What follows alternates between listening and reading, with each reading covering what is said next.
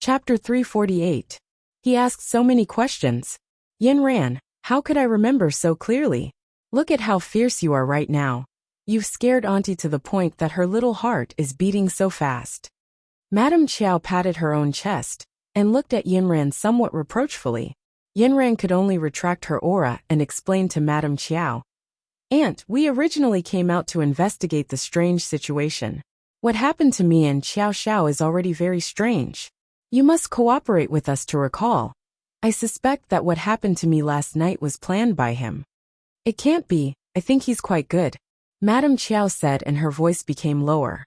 Xiao Xiao stared at her like this, so Madame Chiao could only raise her hands and surrender. She sat down on the chair. All right, I'll speak. I'll tell you everything. You can see if there's anything useful. Then Madame Chiao began to recall the specific questions that Zhang Liang asked last night, such as the devil monarch situation, the princess situation, the crown prince and crown princess situation, as well as the details of last night's rebellion. Xiao Xiao and Yinran's mouths became bigger and bigger the more they listened. Aunt, you told everyone about our family background. Madame Chiao was still unconvinced. Everyone in the devil realm knows about this. Which one of the people in the devil palace doesn't pay attention to and imitate the actions of the devil palace? It is understandable that they want to know about some secrets. To them, this is something that is far beyond their reach. After Madame Chiao finished speaking, she was still immensely pleased with herself. Xiao Xiao really wanted to pry open his aunt's brain and see what else was inside other than men. Aunt, why don't you have a bit of vigilance?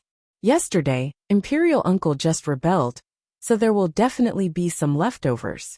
The demon world will not immediately be peaceful. So if this person has any intentions, then wouldn't we be in trouble? What intentions would he have? He is just a businessman, Madame Chiao said with a face full of confusion. My dear aunt, how could an ordinary businessman make the world's #1 banker so respectful? Think again, what else did he ask? Yinran immediately understood the situation. He also inquired about how Imperial Uncle was dealt with, and asked me where he was locked up. Madame Chiao suddenly recalled this detail. Yinran and Xiao Xiao looked at each other. There must be something wrong with this person. Ah Xiao, hurry back to the palace. Madame Chiao watched as the two figures hurriedly left and shouted from behind. He also asked about the princess's condition. Xiao Xiao and Yinran's footsteps paused, and then they sped up. The two of them hurriedly returned to the demon palace.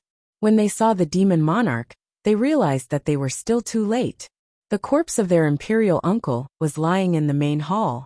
The two of them were shocked. Father, how did Imperial Uncle die? He left behind a letter, saying that he had wronged me and committed suicide to escape punishment. The demon lord sorrowfully said. Although he rebelled, I never thought about killing him. That's not right, father. It wasn't suicide at all. It must have been a homicide. Xiao Xiao recounted everything that happened at the #1 manor under the heavens in detail. It seems that Zhang Liang is the most suspicious.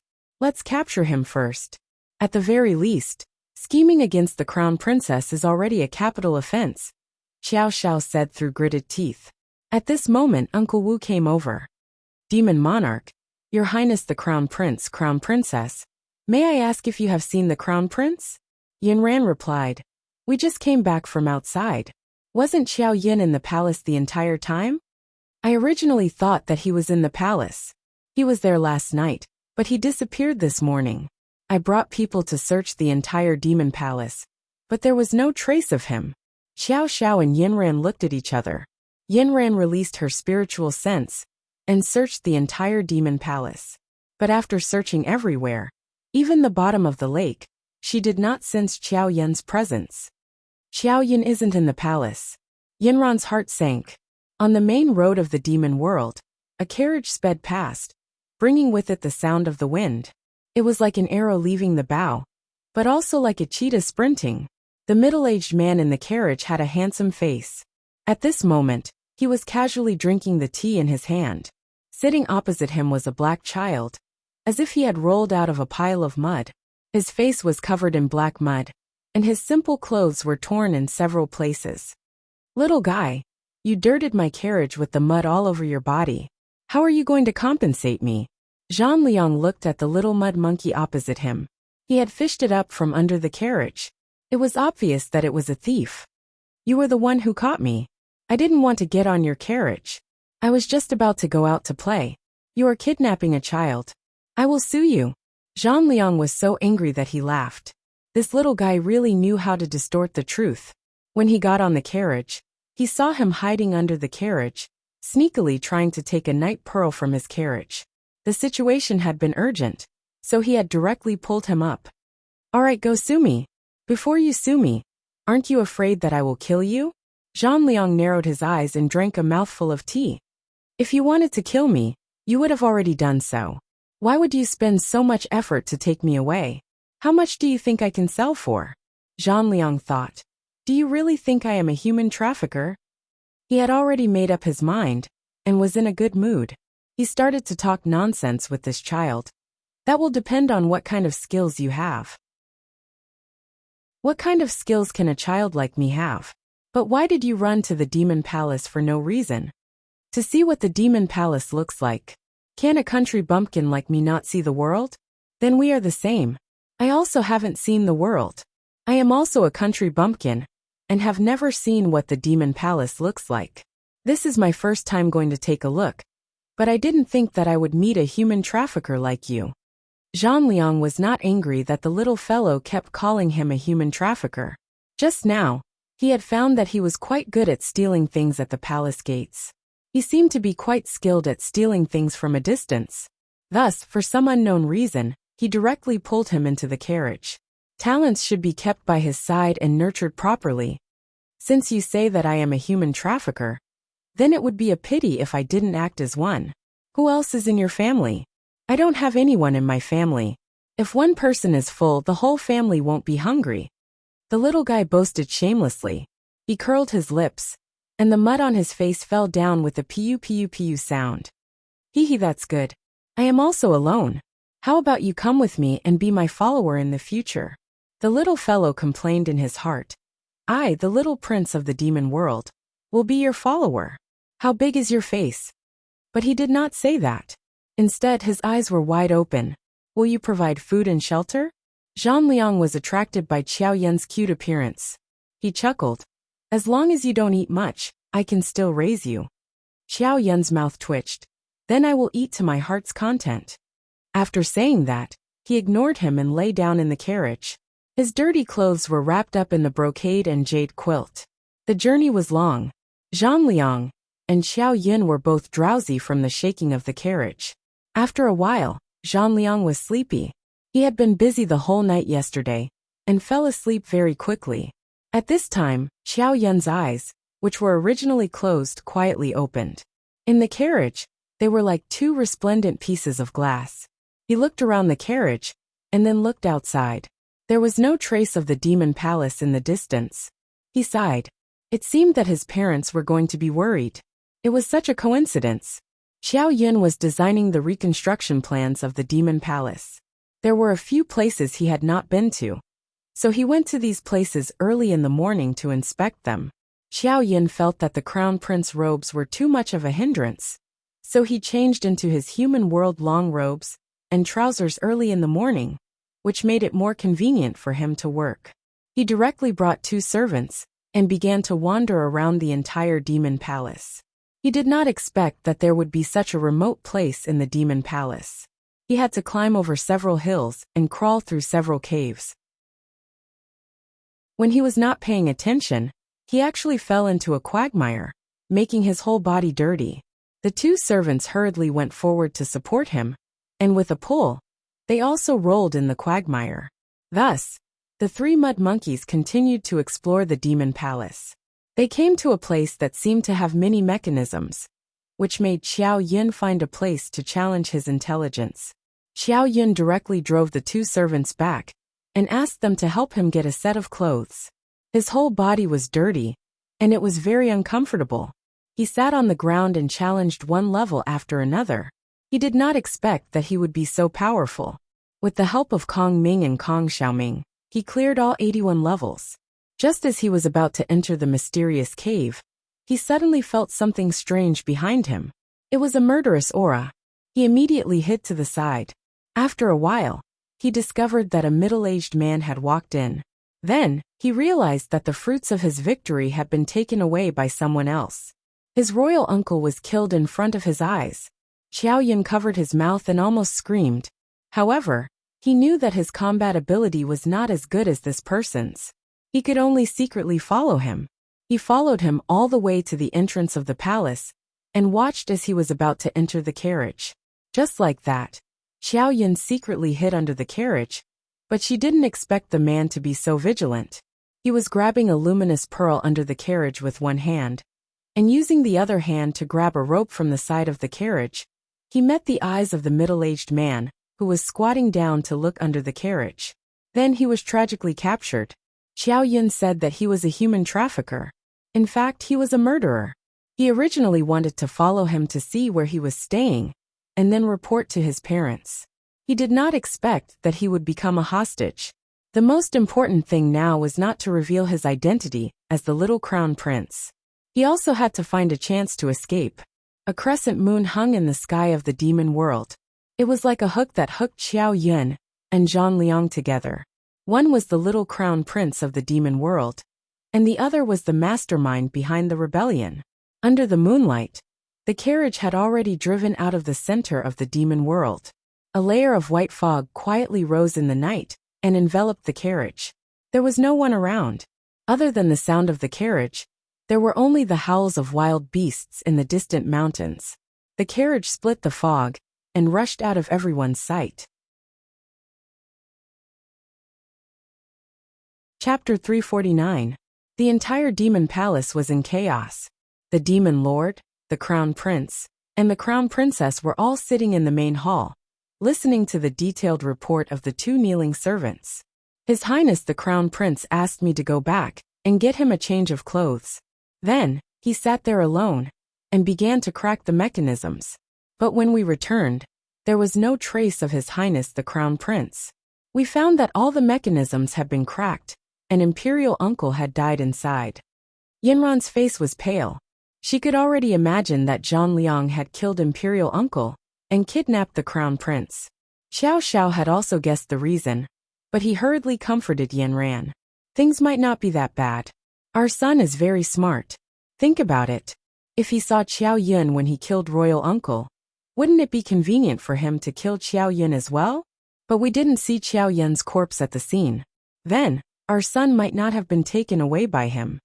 Right now, I'm worried that he wasn't kidnapped. I'm worried that he would act on impulse. Seeing that Imperial Uncle was killed, he would take the risk alone to catch that bad guy. Yinran understood her son the best. She knew that he was like her. He liked to worry about everything. The demon lord said, "Put Zhang Liang on the wanted list in the entire demon world. Have him send the crown prince over." "Father, you can't. I think the crown prince will hide his identity very well. If we tell the whole world that the crown prince is missing, then Zhang Liang will definitely know that the hostage in his hands is the crown prince. Then I think Yin'er will really be in danger. Then are we going to do nothing?" The demon lord said anxiously. "Yin'er is very smart. He will definitely leave a clue for us. I once had a contact mark with him. No one will know. We just need to think of a way to send people to find this mark. If there is a mark, then it means that Yin'er is not in danger." Yinran passed down her mark. Sure enough, she found a mark in a corner of the palace gate. "Aran, you guessed right. Yin'er must have single-handedly gone to catch the bad guys. Look at him leaving this mark. He's even a little proud of himself. There are even some strokes that weren't left in a hurry. This little guy is really too daring. Newborn calves are not afraid of tigers. Back then, when I was his age, it was already very hard for me." The demon lord watched as the two of them hurried out of the store. He withdrew his outstretched hand. His darling was still waiting for the crown prince consort to save her, but this would delay for a long time. Xiao Yun felt as though he was about to fall apart from the jolting. He could no longer maintain his usual dignified image. He was still unable to wash off the mud on his body. The mud had already dried, and was beginning to form lumps that fell all over the carriage. Fortunately, the carriage was big enough. Zhang Liang looked at the little mud monkey opposite him. Fortunately, he was far enough away. Little guy, what's your name? I'm Tai Danner. Zhang Liang burst into laughter. Your name is really old-fashioned. Your parents are really talented. I don't have parents. I grew up with my aunt. Then show me the skill you used to grab the rope last time. No. Didn't you do well last time? Just perform once, and we'll be eating soon. Xiao Yin looked at Zhang Liang's narrowed eyes and sighed inwardly. I have to lower my head when I'm under someone else's roof. He could only raise his hand and grab at the air. The teacup in front of Zhang Liang flew into his hand. Xiao Yin's hand was covered in mud. He purposely turned the cup and saw that the cup was also covered in dust. Then Xiao Yin calmly put the cup back. Zhang Liang's hand that was about to drink water paused. Xiao Yin's speed surprised him. He had made a round trip without a sound. He did not detect anything. In Zhang Liang's eyes he was a godly thief. The smile in Zhang Liang's eyes deepened. It seemed that he had really picked up a treasure. Tai Dan, we'll be eating soon. As long as you work well for me, you'll definitely be full 3 meals a day. After a while, the carriage finally slowed down. Xiao Yin looked outside and saw that they had finally passed through the mountains and entered an area with people. However, this place was clearly still at the edge. After a long time, he could still see a house. Not far away, there was a large flag fluttering in the wind. On it was written wine. Zhang Liang brought Xiao Yin down the carriage and entered the wine house. It was about 20 square meters in size. There were a few simple tables, and a shopkeeper was napping on the table. Zhang Liang went forward and knocked on the table. The shopkeeper woke up and looked at the two of them. One had an imposing appearance, and the other had ragged clothes. Their temperaments did not match. Zhang Liang said, "Shopkeeper, is there anything to eat? Give us something to eat." He slapped a bag of devil coins on the table. The shopkeeper's eyes immediately lit up, and a smile appeared on his face. "2 guests, please sit. I'll be right up. Do you want to order wine?" "Yes, I like wine." After that, he brought Xiao Yin to a relatively clean seat. Xiao Yin looked at the dusty table and felt a chill in his heart. However, when he looked at himself, he was not even as clean as the table. He could only endure the dirt and sit down. The wine was served the fastest. Zhang Liang poured himself a cup and drank it. After drinking for a while, he felt bored and poured a cup for Xiao Yin. Xiao Yin directly refused. Zhang Liang narrowed his eyes and warned, "Don't you want to eat?" Xiao Yin could only drink the wine in the cup. It was so spicy that he teared up. Zhang Liang laughed happily. Kong Ming and Kong Xiaoming were worried to death. "Xiao Yin, you're still young. Don't drink. Otherwise it will hurt your brain." Xiao Yin's face was taut and solemn. "You captured me. I don't think you just want to waste food. Do you want me to work for you? That's fine, but we have to set some rules. As your subordinate, I have to have human rights. You can't mistreat me. Don't force me to drink. I'm still a child." Zhang Liang looked at Xiao Yin's serious expression and couldn't help but laugh. "Do you think you have the right to negotiate with me? Why don't you kill me? What's the point of that? Why did you kidnap me and sell me here? How much can I sell these 2 ounces of meat for?" Zhang Liang felt that Xiao Yin was quite interesting and bold to actually talk about conditions with him. "If you are indeed valuable, then I will naturally treat you well. Don't talk so much nonsense first. Let's talk about it after you make some achievements." Then, Zhang Liang didn't say anything else. The shopkeeper brought the food over and placed it on the table. He started eating, but he didn't force Xiao Yin to drink anymore. Xiao Yin looked at Zhang Liang eating very happily. But when he looked at the dishes on the table, that were as black as the bottom of a pot, he really couldn't swallow. Thinking about how his appetite had been nurtured by the jade food, now it was really suffering. Xiao Yin looked at his hand holding the chopsticks. It seemed too thin and white. He could only wipe the dust on his hand on the chair. Then, he picked up a piece of black stuff, closed his eyes, and put it into his mouth. After the two finished eating, Xiao Yin told Zhang Liang that he needed to go to the toilet. Zhang Liang looked at him. "Don't think about running. Otherwise you'll die a terrible death. Just outside this door where I can see." Left with no choice, Xiao Yin walked to the window outside and began to pee at the corner of the wall. The urine splashed down just like that, splashing onto his shoes. He frowned in discomfort. then stretched out his foot, and made a mark on the haystack in the corner. Finished peeing? Xiao Yun, who had just retracted his leg, paused for a moment. Then he calmly pulled it back. After tidying up his clothes, he turned around and saw Zhang Liang standing beside him. He also took off his clothes and began to pee. Xiao Yun glanced at him and immediately retreated. He gave Zhang Liang some space and returned to the room to wait for him. Zhang Liang carefully checked the surroundings and didn't find anything strange. Then, he continued to lead Xiao Yun on the road. Where are we going? Don't ask what you shouldn't ask. Just be obedient and do what you're told. After eating, Zhang Liang directly began to sleep in the carriage. Just like that, they stopped and walked until they finally reached a downtown area. The horse carriage brought them directly into a manor. Before they even entered, Xiao Yun saw 2 neat rows of servants lined up on both sides. The manor looked low-key and reserved from the entrance. The door was not very wide and could only allow their horse carriage to enter. The carriage directly drove in. Under the bowing of the servants, Zhang Liang lifted the curtain. With a strong wave of his hand, the crowd filed in and the door closed again. The scenery in the courtyard was beautiful. The place was open, and the rockery and lake reflected in Xiao Yun's eyes. This place didn't look like a simple manor at all. It was simply the imperial garden of a demon palace. There were no walls on both sides, and there were endless trees that stretched directly to the distant mountains. It seemed that the manor's door was just a cover. The inside was a completely different world. In the distance, there were picturesque houses scattered all over the place. There were countless servants walking back and forth in the courtyard. The family should be well behaved.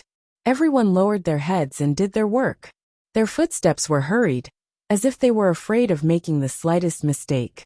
As the carriage moved, the servants seemed to know that their master had returned.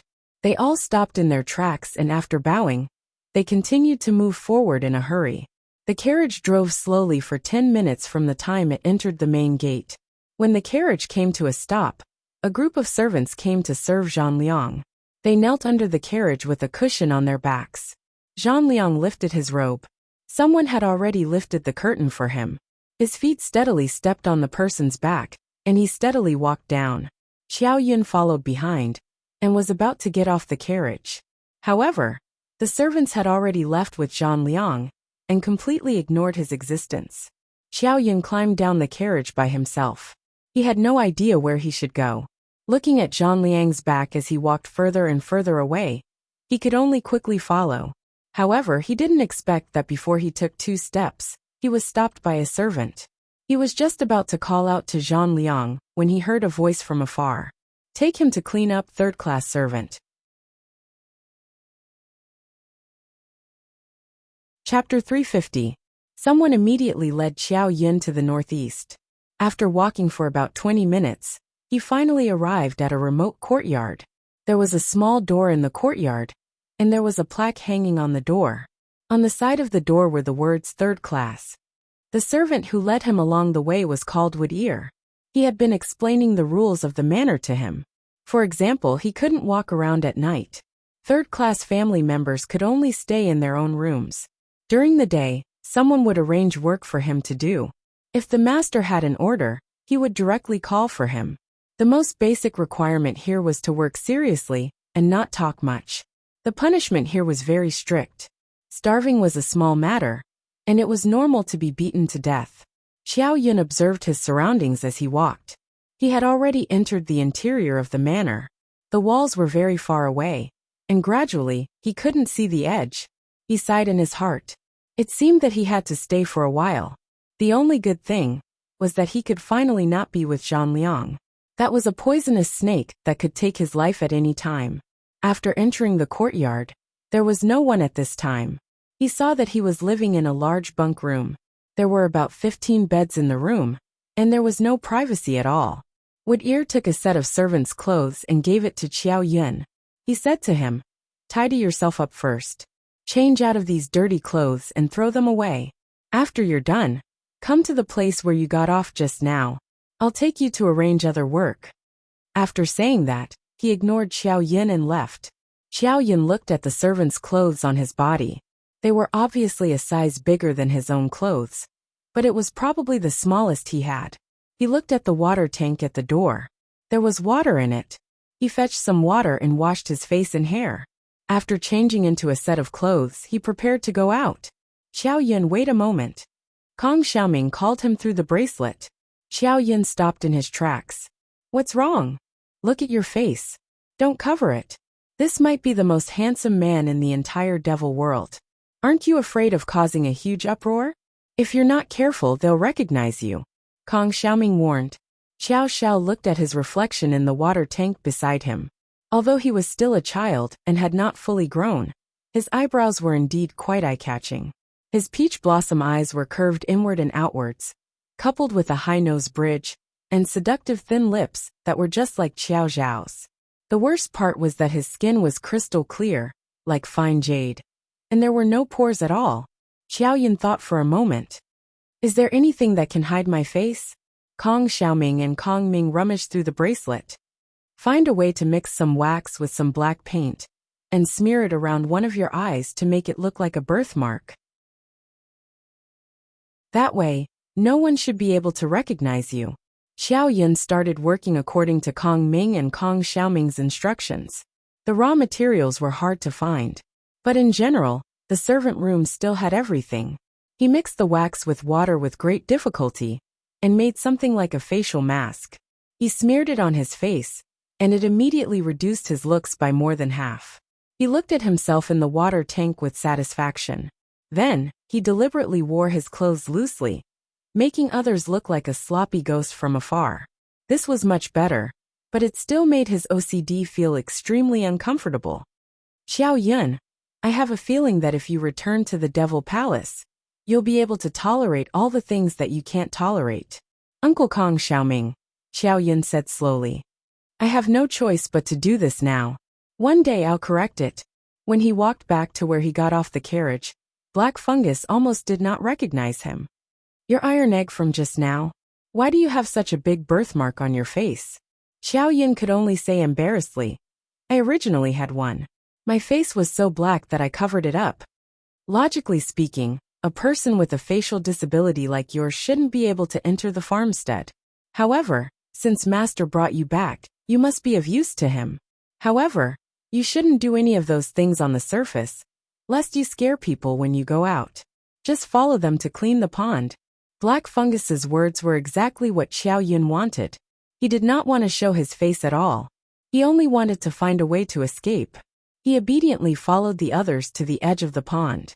They needed to fish up all the leaves and branches that had fallen from the surface of the pond. Everyone was given a long hook, and they continued to fish in the pond. Xiao Yun was small and did not have much strength. He had never done this kind of physical labor before. Before he could fish for a while, he was despised by the people beside him. Iron Egg, are you here to cause trouble or to help? Originally, we could have finished fishing in this area very quickly. Look, it's getting further and further away. If it gets any further, we'll have to take a boat. Xiao Yun touched his nose and looked at the leaves that were getting further and further away from the river. He quickly said, I'm sorry. He still had to build a good relationship with them. Let me try again. I just got here today and haven't found the trick yet. After they were done with their work, they specially left an area for Xiao Yun. They would not help him. After a while, they went to another area to fish for leaves, leaving Xiao Yun to work alone. Xiao Yun saw that there was no one around, and it was easier for him to operate. He channeled his spiritual energy and drew on the surface of the water. The leaves that were originally in the distance obediently followed the waves and surged to the shore. In less than a minute, all the leaves and branches in this area of water had been scooped up by Xiao Yun. At this time, Xiao Yun did not immediately report that he was done. Instead, he walked along the other side of the pond. He wanted to know where the pond led to, and whether there was a possibility of escape. There was a circle of trees around the pond. Because it was winter, the number of leaves that fell was limited. Instead, there were more branches. However, there was an advantage here. There were many trees, so Xiao Yun did not need to hide. He could directly disappear. He quickly ran along the pond and circled around it. When he reached the end of the pond, he originally thought that the pond had closed. It flowed out like a small stream and directly led to a large lake behind it. The lake looked from afar and was connected to the mountains behind it. Uncle Kong Ming, will I be able to escape from this manor if I climb over that mountain? Kong Ming looked at the bracelet and made a rough estimation. With the speed of your short legs, it won't be easy for you to climb over this mountain. I think I can fly now, but it's a little slow, Xiao Yun said casually. Kong Xiaoming was surprised. What kind of body do you have? I don't usually see you cultivate. How can you suddenly fly? I'm cultivating when I'm sleeping. Isn't that how the hibiscus book cultivates? Kong Ming and Kong Xiaoming did not spend time with Yin Ran, but they knew that when Yin Ran cultivated, she was seriously meditating. How could she cultivate when she was sleeping? Don't try to trick us. This is a matter of escaping. If you don't have the confidence, don't get yourself into trouble. Kong Ming reminded him. I really do cultivate when I'm sleeping. This is what Dad taught me. Look at how I fly. After speaking, Xiao Yun raised a gust of spirit energy from his dantian. His entire body floated up with his legs in the air. Then he slowly floated forward like a gust of wind. After about 5 minutes, he finally landed. Kong Ming and Kong Xiaoming finally believed him. Xiao Yun, you're really good. You can actually fly, but your speed is a little hard to explain. Xiao Yun was also a little discouraged. It seems that I haven't cultivated enough. Otherwise, I would be like my mom and fly over this mountain. At this time, Yin Ran and Xiao Xiao had just crossed a mountain and were on their way to find Xiao Yun. The two of them temporarily suppressed the matter of Xiao Yun and Zhang Liang. They only sent people to search the demon palace for traces left behind by Xiao Yun. Finally, after waiting for 2 days, someone reported that they found something similar to a secret mark in a wine shop at the foot of a mountain. Yin Ran and Xiao Xiao personally went to check it out.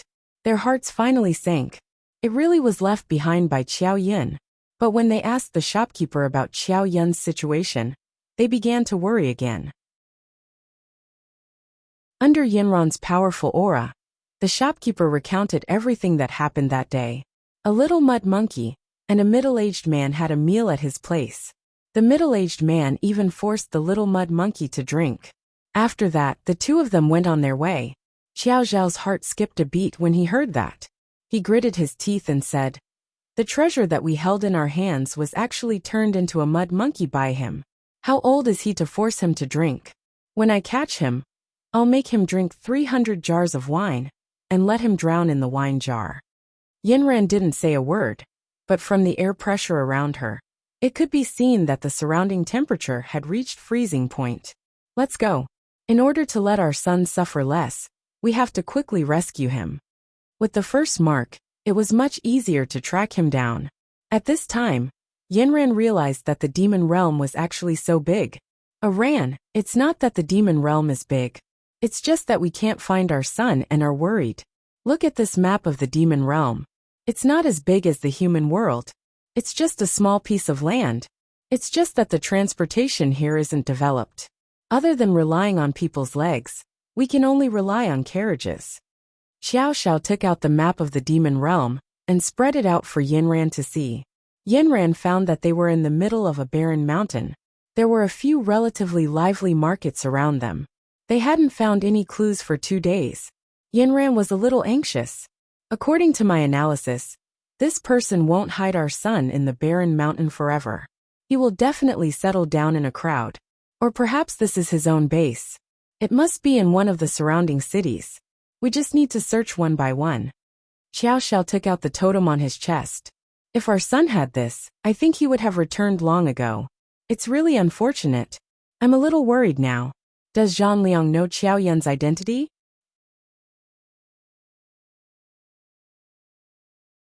Chapter 351.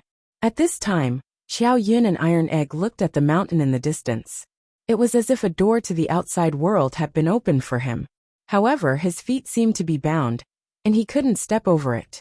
He turned around and walked back to the pond. He put all the leaves in the basket, and then lifted it with great effort to meet up with the others. One of them checked the area he was in, and found that the pond was clean. He couldn't help but be surprised. He looked back at Xiao Yin and said, "Iron Egg, I saw that you couldn't do it just now. You found the way so quickly." Xiao Yin pretended to be embarrassed and said, "Practice makes perfect. I just need to practice more."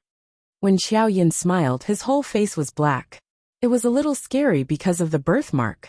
The others looked back awkwardly and didn't look at Xiao Yin anymore. As long as Iron Egg didn't interfere with their work, no one would make things difficult for him. Just like that, they finally finished their work for the day. They returned to the courtyard of the third-class servants' quarters. Someone had already sent dinner.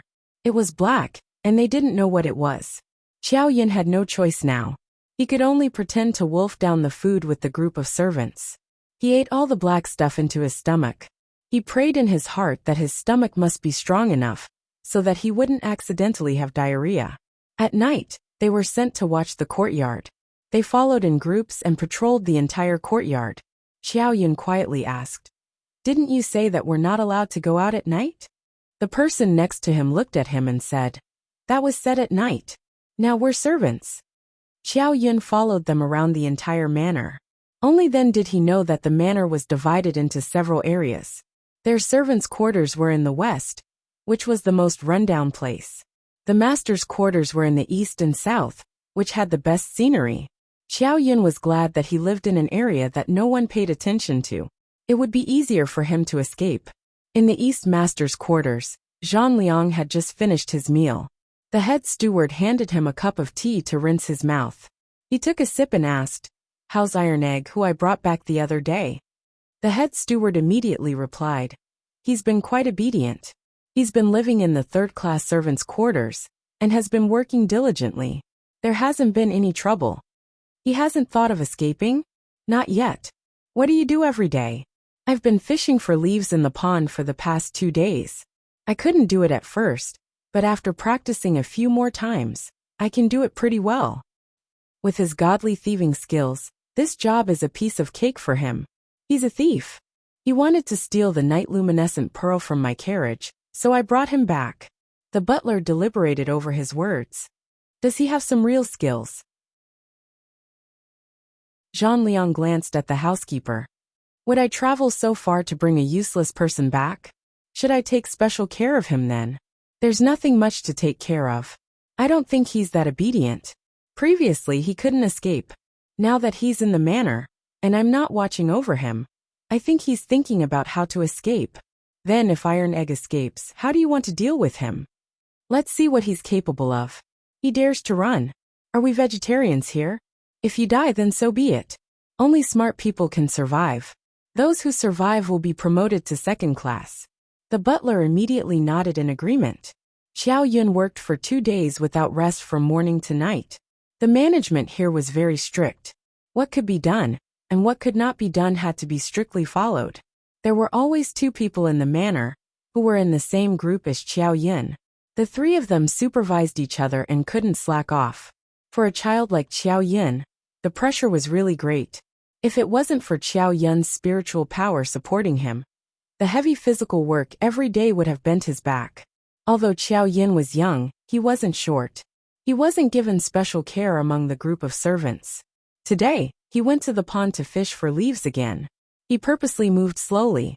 The 2 people finished first and went to another area. Xiao Yin quickly finished his work and said to Kong Ming and Kong Xiaoming, "You 2 keep an eye on me. I'm preparing to escape." In the past few days, Xiao Yin had already divided the north, south, east, and west. He also learned about the manor's guards through chatting with others. There was no chance at all at night. He couldn't come out at all. He could only think of a way to sneak out in the morning when he was working. Xiao Yun calculated that there was still about half an hour before his usual time to hand in his work.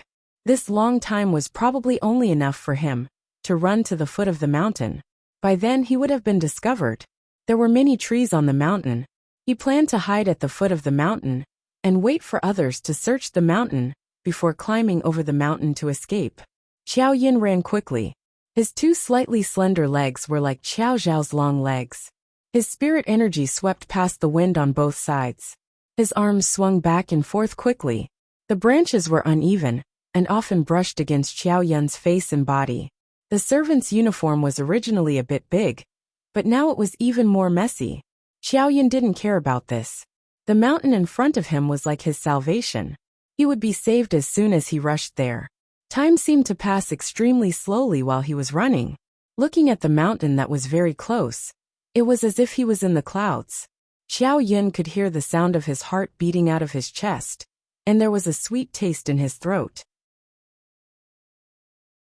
The little spiritual power in his dantian was only enough to support him to the foot of the mountain, and could not be raised anymore. He could only rely on his own 2 legs.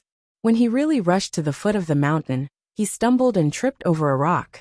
In a moment of desperation, he only remembered that his father had always told him that his face was the most important thing. He raised his head and pressed his 2 hands directly on the sharp rock. Rip! Blood gushed out and Xiaoyan frowned. However, this was not the time for him to be pretentious. He quickly got up and observed the environment at the foot of the mountain. From the foot of the mountain he couldn't see the top. The only thing that caught his eye was the lush vegetation. Xiaoyan compared it to the bare stone mountain he saw on the road to the demon world, and immediately came to a conclusion. The mountain here is maintained by someone. This was very different from what he originally thought. He originally thought that it was a barren mountain that led to the outside world, but now he discovered that it was a property of the manor. There must be someone who regularly came to take care of it. Xiaoyan's heart began to struggle. It seemed that the path he chose was not very wise. The possibility of being caught was very high. He judged the time. His 2 companions would soon discover that he was missing. The rules of the manor were very clear. Escaping was a path to death. Xiaoyan looked at the cut on her hand, gritted her teeth, and jumped into the pond at the side. He swam to the center of the pond. The winter water was bone-chilling. Xiaoyan used his remaining spirit energy to protect his heart. He held a straw in the water and desperately kicked his legs to warm his body. After swimming for about half an hour, he saw someone come to look for him. He saw a person who looked like a manager wave his hand. The entire mountain seemed to have activated some kind of mechanism. Millions of iron thorns stretched out from the mountain. Xiaoyan looked at the reflection of the sun in the water, and his heart trembled. Sure enough, this manor could not be underestimated. He quietly dived into the water and swam in the direction he came from. He swam to the shore and pretended to lie on the ground, pretending to have fainted. Over here, over here! Xiaoyan heard his 2 companions shout loudly. The 2 people dragged Xiaoyan ashore. They saw that his face was pale, as if he had lost consciousness. The 2 people began to slap his face and press on his stomach. Xiaoyan was already shivering from the cold. After a few slaps, a trace of blood flowed from the corner of his mouth. He had a mouthful of water in his mouth before he came up. He took the opportunity to spit it out, and then pretended to cough. He's alive, he's alive. Iron Egg, are you okay? Xiaoyan opened his eyes and weakly looked at the 2 people. He said to them, "Just now, I accidentally slipped into the water. I really froze to death." The 2 companions told the person next to them to quickly inform the housekeeper. The 2 of them carried Xiaoyan back to his room. After returning to his room, Xiaoyan forced himself to change out of his clothes. Finally, he wrapped himself in the blanket and shivered. Not long after, he saw a housekeeper walk to his bed. "Your Iron Egg?" Xiaoyan half raised his eyelids and weakly looked at the middle-aged man. He saw that his eyes were slightly narrowed, but there was a light in his eyes. He looked Xiaoyan up and down several times. Then he pulled up his hand. His skin was soft and tender, but there were 2 very obvious wounds on his palm. They should have been bleeding, but now they were blistered and white. Someone had already brought a chair for the housekeeper to sit down. The housekeeper crossed his legs and asked, "What happened?" Xiaoyan lowered his eyes and pretended to be nervous. "I was fishing for leaves in the pond, but I accidentally slipped and sank to the bottom. The water was so cold that I lost consciousness. I don't even know how I floated up later." After Xiaoyan finished speaking, the housekeeper said nothing. He saw someone bring over the wet servant clothes that Xiaoyan had changed out of. The housekeeper used a finger to gently touch it, and saw that it was full of scratches. His eyes suddenly widened. "Iron Egg, you're lying. Come beat him." Immediately, Two people came up and pulled Xiao Yun off the bed. They laid him on a bench by the door, and then two wooden sticks hit him. Xiao Yun's two hands grasped the bench tightly. He knew that he couldn't resist at all. If he resisted, only death would await him. He could only endure the beating of the wooden sticks. After about 20 hits, the housekeeper waved his hand. "Tell me the truth and say it again." Xiao Yun's body was already covered in cold sweat. His wet hair was blown by the wind, and he felt that the cold wind was constantly drilling into his scalp. He gritted his teeth with difficulty, straightened his neck, and told the housekeeper what he said when he fell into the water. The housekeeper narrowed his eyes. "Then tell me, what's with the scratches on your clothes?"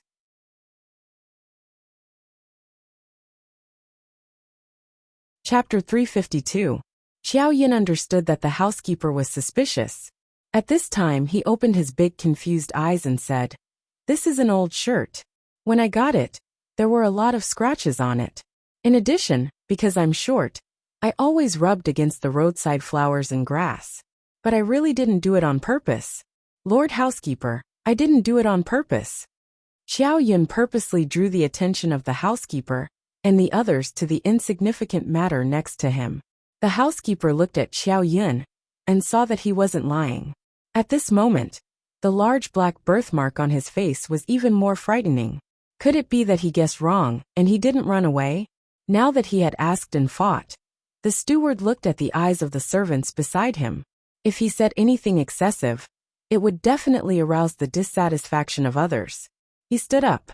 Tai Dan didn't take good care of his clothes and accidentally fell into the water while working. This month's salary will be deducted. With that, he left Xiao Yun's room. Xiao Yun breathed a sigh of relief and fainted on the bench.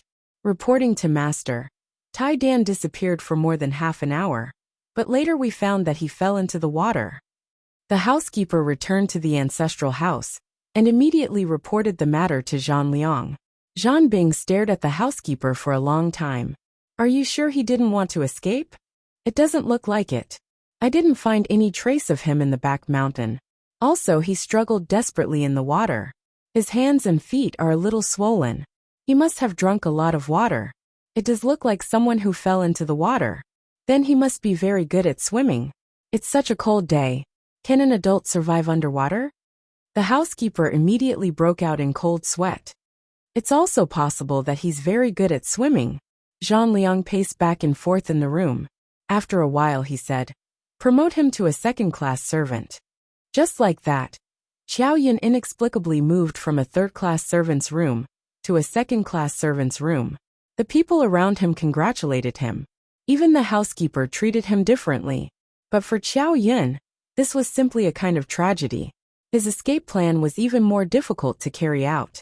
As a second-class servant's area of work, from the southwest corner to the southeast corner, it was still a long way from the area where the first-class servants actually worked in the eastern district. Xiao Yun was also given a new set of servant clothes. He looked at the clothes that matched his size and sighed in his heart. There was finally some life in the southeast corner. The number of servants had increased, and there were also some family members, especially some women. The servants' rooms were also changed from a large bunk bed for 15 people to a small room for 4 people. Ever since Xiao Yun recovered from his illness, he was directly arranged to serve tea and water. Xiao Yun changed the pattern of the birthmark on his face. The color became lighter, making it impossible to see his previous appearance, but it also made it less scary. Not long after arriving here, Xiao Yun found that he finally had a chance to go out openly, because these Zhanliang women liked to go out shopping, and they liked to talk about ostentation, and as a second-class servant, he always had to follow behind to make up the numbers. It was like this today. It was said that this was the woman that Zhan Liang doted on the most. Her name was Madame Yu. She had an appointment with someone else to play mahjong, so she was busy inside and outside for Madame Yu's trip. After Xiao Yun carried a box of devil coins into the carriage, he was left behind. "Kneel." He was forced to kneel beside the carriage. Following that, he caught a whiff of a fragrant wind. Madame Yu, who was gorgeously dressed, stepped lightly on his back. He almost vomited blood from being stepped on, but he gritted his teeth and endured it. He knew that this opportunity to go out was not easy to come by. The carriage walked in the market. Xiao Yin followed behind a group of servants. Xiao Yin found that this market was not the same as the one in the demon palace, but it was more or less the same. It was like the difference between the capital and a small city in the human world. The crowd here was bustling, and the sound of hawking on the streets was endless. It looked like a more prosperous market. Xiao Yin walked slowly behind the carriage, but his eyes were not idle as he looked around. On this road, there were 2 restaurants, 3 casinos, and 5 brothels. This was the same as the city where the demon palace was. Entertainment venues were everywhere. Xiao Yin silently memorized the road, and also calculated his escape route. The carriage did not go far before it stopped at the entrance of a luxurious courtyard. There were 2 statues of the demon realm's totems with green faces and fangs. Xiao Yin originally thought that the carriage would directly drive in, but he did not expect Madame Yu to alight at the entrance. Xiao Yin consciously ran to the front of the carriage and became her cushion again. When he got down, Xiao Yun's hand moved slightly and threw a hairpin on Madame Yu's head to the ground. Then, he quickly went forward to pick it up and handed it to Madame Yu. "Madam, your hairpin fell." Madame Yu touched the exquisite hairpin on her head and found that it was true. She took the hairpin from Xiao Yun's hand and ordered a servant to put it on for her. Then, she spat out a word from her thin lips. "Reward, come in with me." Thus, Xiao Yun followed Madame Yu into the courtyard under the envious gazes of the other second-class servants. The courtyard was very beautiful, and it was obvious that it was decorated by a woman. It was currently winter, but for some reason, there were many colorful flowers blooming, and the entire courtyard was decorated in a riot of colors. The group of people walked along the path filled with flowers. At this time, they saw a slightly plump woman from afar. She greeted from afar. "Madam Yu, welcome, welcome. I've been waiting for you for a long time." "Madam Kai, sorry for making you wait. There was a bit of traffic on the road." The 2 women greeted each other politely, and then took a stroll in the garden. Xiao Yun followed them and heard them say, "Look at how well my flowers are growing. These are all special seeds that your family's Mr. Jean brought from the outside world. In addition to my meticulous watering, it has really become a garden now. Our family's Mr. Jean has an incredible ability. He can travel between different worlds. I reckon he is the only one in the entire demon realm who can do this. Madam Kai, see if there is anything else you need. I will ask my family's Mr. Jean to get some more for you." Finally, they finished their stroll in the garden. The 2 women brought a group of servants to a magnificent living room. The room was brightly lit by night pearls. An unknown smell of sandalwood floated in the room. It made one feel clear-headed and unsatisfied. Only by inhaling more would one feel better. The windows were all fan-shaped with carved flowers. Xiao Yun felt like she was inside an ancient Roman castle. The tall doors and windows allowed sunlight to freely pour in from the outside. The warmth turned this place into a modern sunroom. Madame Kai and Madame Yu sat down at the table hand in hand. The 2 chatted happily, as if they were old friends who hadn't seen each other for many years. After a while 2 more women came. The mahjong table was finally gathered. Xiao Yin stood to the side and looked down, watching the 4 women happily play mahjong. From time to time, servants from Madame Kai's family would come to serve tea and water. Plates of out-of-season fruits were placed on the small table nearby, as if they were free. The women kept praising Mr. Jean, talking about his ability to travel across the 6 worlds.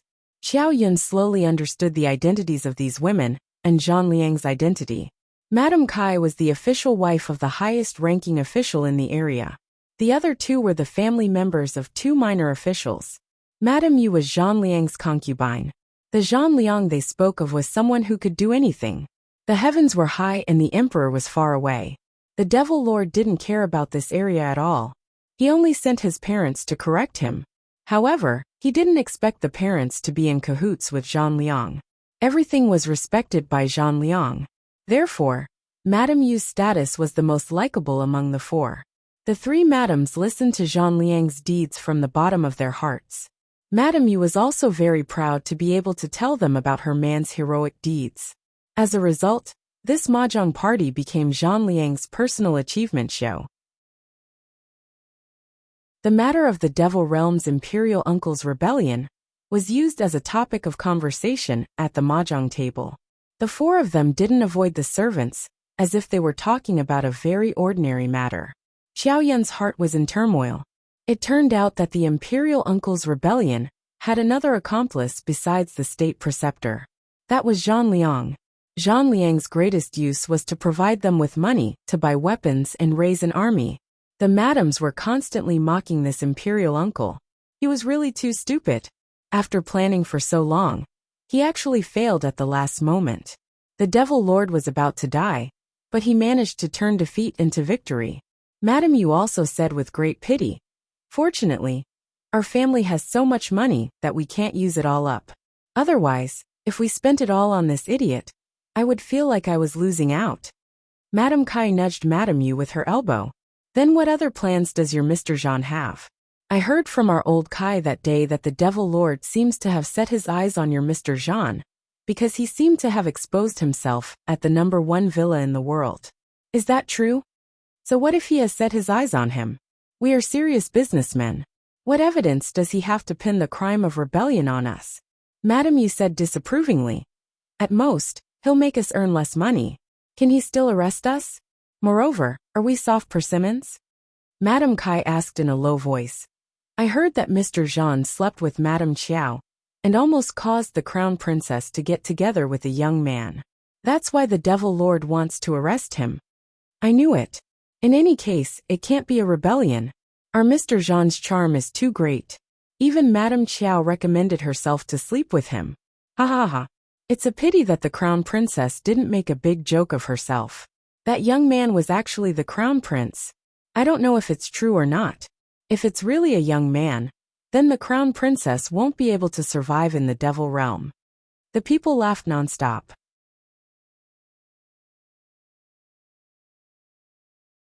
Chapter 353. Xiao Yun listened to the secrets of his parents and clenched his fists involuntarily, his fingernails digging into his flesh. However, he was also very surprised.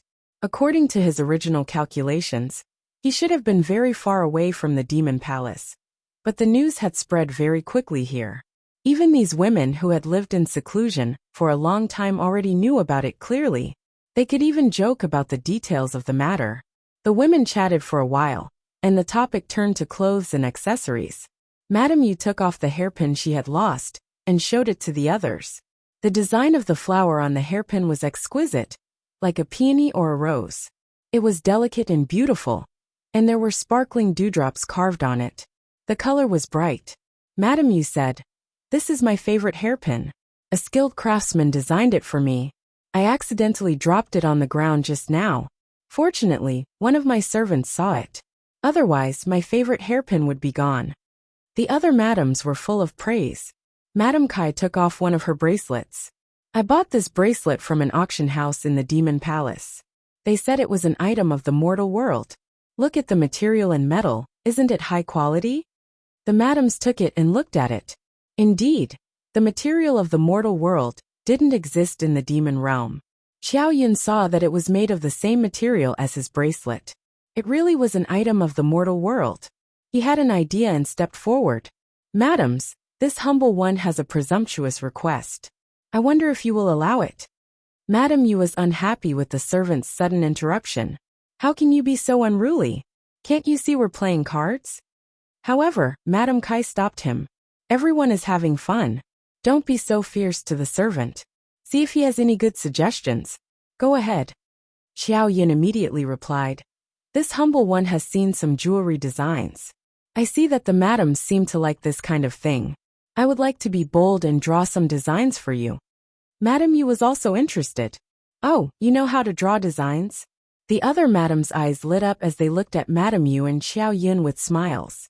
At this time, Madame Yu could only say, "Then go draw it.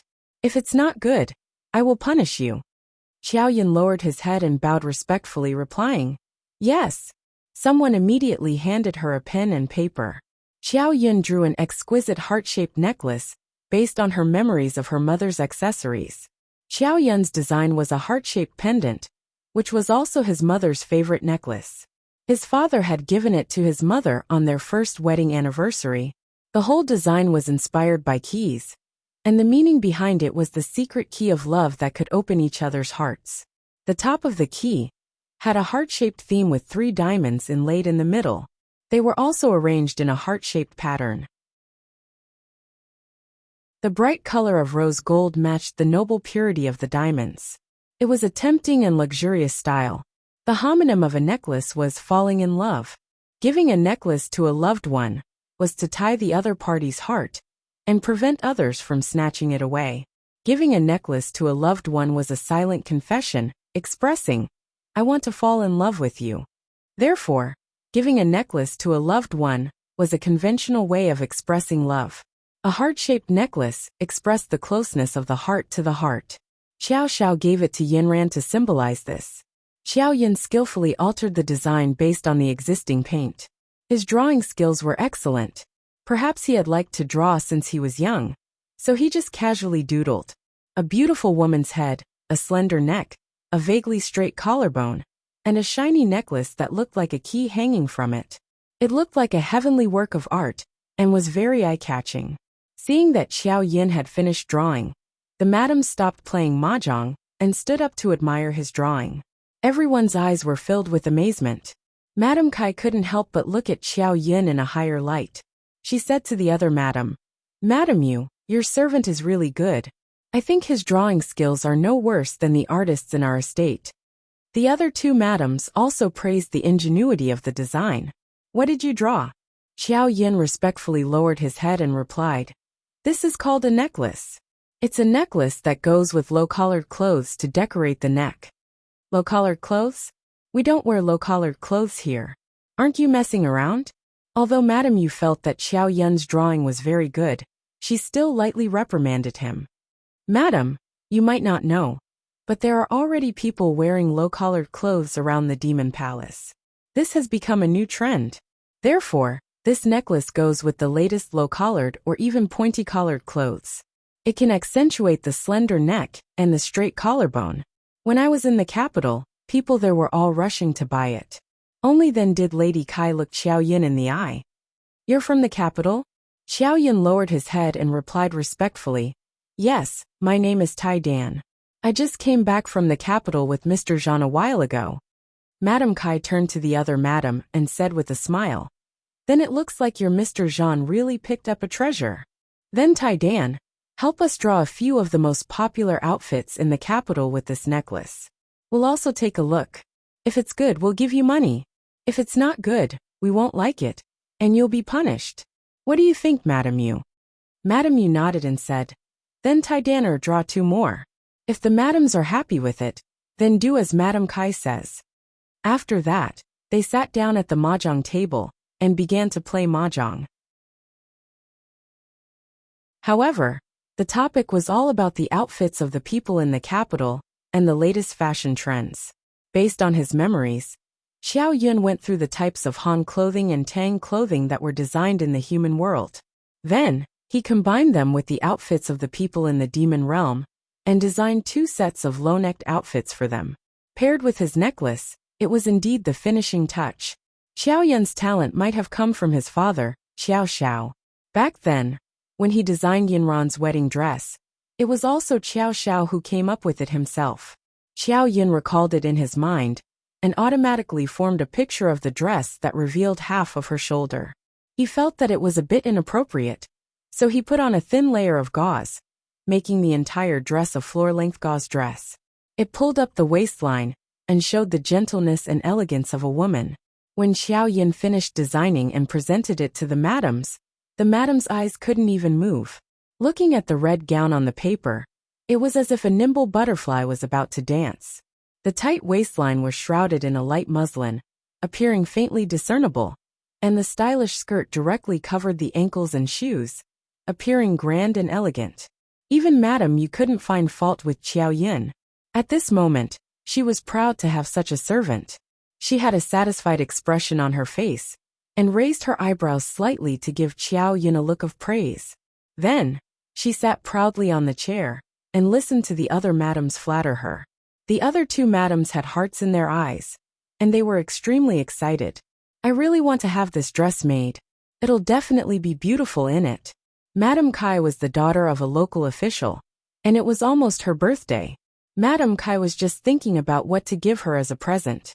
She smiled and said, "Madame Kai, why don't you treat this as an early birthday present? We'll hire a tailor to make this dress for your birthday banquet. After that, we'll find a craftsman to make this accessory as well. We'll display these two items together at your birthday banquet. What do you think?" Madame Kai was elated. She wanted to keep the dress as soon as she saw it, but because it was brought here by Madame Yu, she felt a little embarrassed to ask for it directly.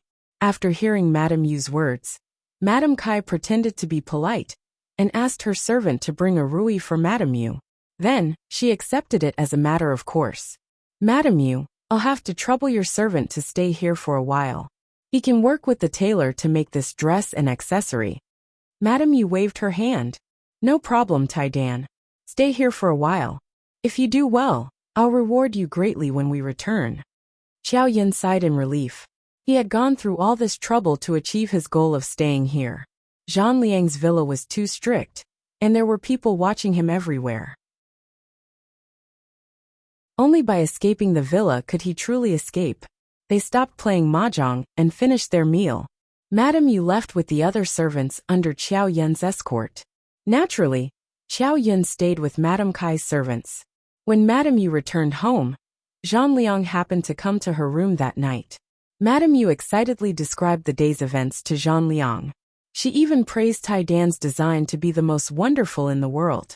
After hearing the description, Zhang Bing casually took a sip of tea. "Call Taidan up. I'll ask him personally." Madame Yu realized that she had made a decision without Zhang Liang's approval. She stammered, "I asked him to stay at Madame Kai's to help make the dress." Zhang Liang slammed his cup on the table. "You left him outside?" Madame Yu looked at Zhang Liang's lowered pressure. Her cheeks turned cold. Her heart trembled. "Is there a problem with me leaving him at Madame Kai's house?" Zhang Liang didn't say anything, but he was still worried about this special thief. After a while he said, "I brought this Taidan from the capital. I still need to observe his loyalty." Madame Yu boldly said, "That's good. We can observe if he'll run away." Zhang Liang smiled coldly. "I don't think he has the guts." He directly ordered, "Send a few people to guard Madame Kai's side courtyard. If Taidan dares to escape, bring him back."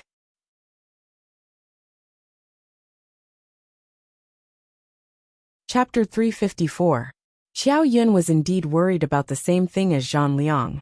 At night, he used the convenience of living alone to search for an escape route. Both sides of his room were filled with people. He wrapped his bed with pillows and blankets to make it look like a human figure. Then he sneaked out of the back window. He walked towards the exit based on his memory. He passed through some main rooms, some side rooms, and a small kitchen. Finally, he arrived at the living room where he played mahjong during the day. At this time, there was not a single person around the living room. The entire manor was quiet. Other than the occasional soft sound, there was only the moonlight shining down from above. This manor was much smaller than Zhang Liang's manor. It was just a slightly larger courtyard surrounded by walls. Although it was small inside, it had all the essentials. It looked like this was a side courtyard and not a main room. It really was a good place to escape. Xiao Yin stealthily passed through the flowery garden and arrived at the wall. The wall was quite high. He used his spirit energy to fly up twice, but he could only reach half of the wall. He had no choice but to give up.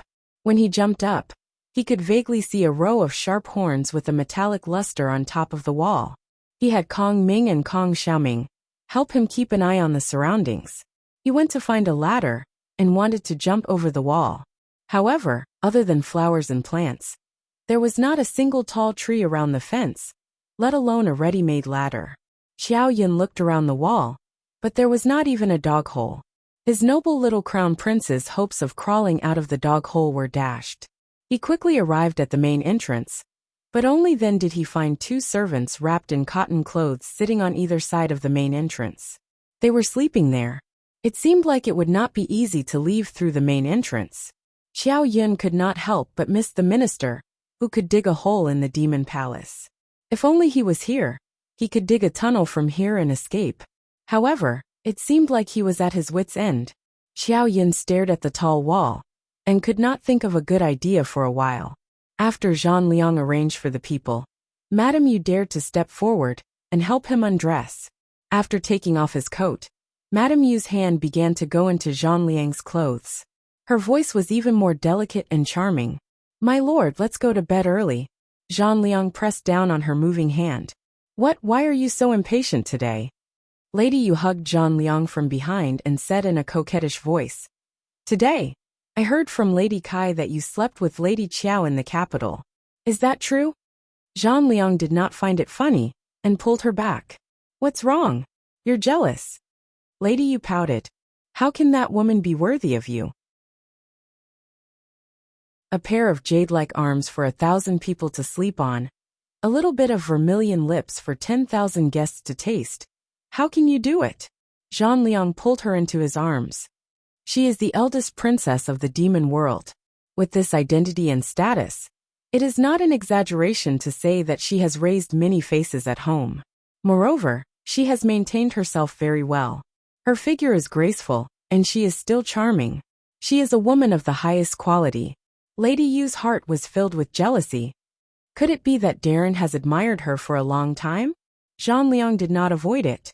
That is, ever since I saw her when I was young, I could not forget it for a long time. Back then, her 2 demon beasts opened the way, and a carriage was decorated elegantly. The moment she got off the carriage, all the flowers around her seemed to have bloomed for her alone. However, all the beauty could not compare to her eyes, her smile, her eyebrows raised and her waist bent. That was an unconcealable charm that was emitted from her bones. I have always remembered it for a long time. Finally, my wish has been fulfilled, and I have one less regret in this life. The more Lady Yu listened, the more frightened she became. But aren't we opposing them now? Men fight for the world, women fight for men. There is no such thing as eternal benefits, and no such thing as eternal opposition. This time Imperial Uncle failed. Otherwise, I would have been able to openly take back the beauty. Lady Yu did not speak anymore, but instead, she became engrossed in the conversation. He thought about the night he had with Lady Qiao, and his body heated up. He pressed Lady Yu onto the bed. The night was long, and no one could replace the enchanting position of that night in his heart. Xiao Yun looked at the wall that was several feet tall, and then looked at the surrounding environment. Other than flowers and shrubs, the only place that was slightly taller was the grapevines that covered the long corridor. Xiao Yun calculated the length of the grapevine, then pulled out a vine from the middle, and 2 smaller vines from the side. He used a dead knot to tie them together, then wrapped the smaller vines around them. Just like that, a long, soft, and hard rope was tied together. Kong Ming and Kong Xiaoming looked at the busy Xiao Yin, and could not guess what he was doing. Xiao Yin, this rope is too soft. If you throw it to the other side, there is no way to fix it. Who said I was going to throw them to the other side? After Xiao Yin finished speaking, she twisted the rope into a loop, and tied it into a slip knot. Then, like throwing a hoop, she threw the loop towards the top of the wall. With a soft sound, the trap was caught. Xiao Yun fiercely pulled downwards, and used this ingenious force to instantly tighten the originally hollow ring. Xiao Yun, you are really smart. This way you can climb up, and then throw the rope to the other side. This way, you won't have a problem getting down the wall. Well done. Xiao Yun used his hands to pull on the rope's sturdiness. He felt that it would not be a problem for him to bear his own weight. Thus he grabbed the rope with both hands and kicked off the wall. Using all 4 limbs, he climbed up the wall like an agile monkey. He poked his small head out, and saw that it was pitch black outside. It was the wee hours of the morning, and everyone was sleeping soundly. He observed his surroundings. There were only a few places that were brightly lit in the distance. Xiaoying guessed that it was either a casino or a brothel. He aimed at the path that he would escape from, and then turned around to pull the rope up. When he finally grasped all the ropes in his hand, and was about to throw them outside, Kong Ming and Kong Xiaoming suddenly called out to him. Wait a minute, Xiao Yin. It seems that someone is coming. Xiao Yin suddenly retracted his hand, and looked carefully. Indeed, there was a group of people not far away holding torches and rushing over. He retracted his head back into the wall like a gecko, but after a while, he saw the group of people rushing towards the wall. Then, as if they were standing guard, they lined up and blocked the entire street. Damn, this is too unlucky, Kong Xiaoming shouted in the bracelet. The clothes that this group of people are wearing seem to be from Zhang Liang's manor. Could it be that they are servants that he sent? Xiao Yun stared at the group of people. The one leading them was their second-class servant's supervisor. Xiao Yun's eyes flashed. Could it be that these people were coming for him? He saw that the group of people only stood at the door. They did not knock or do anything else, as if they were just waiting. Xiao Yun waited for a while, and saw that they did not show any signs of retreating. He could only put down the vines and climb back into the wall. Then, he hid the vines in a place where they could not see and walked back to his room. Kong Ming and Kong Xiaoming asked in the bracelet. Xiao Yun, are you giving up tonight? Xiao Yun looked at the sky and stretched. I'm tired. I'm going back to sleep. Kong Ming and Kong Xiaoming looked at the calm Xiao Yun, and were not used to it.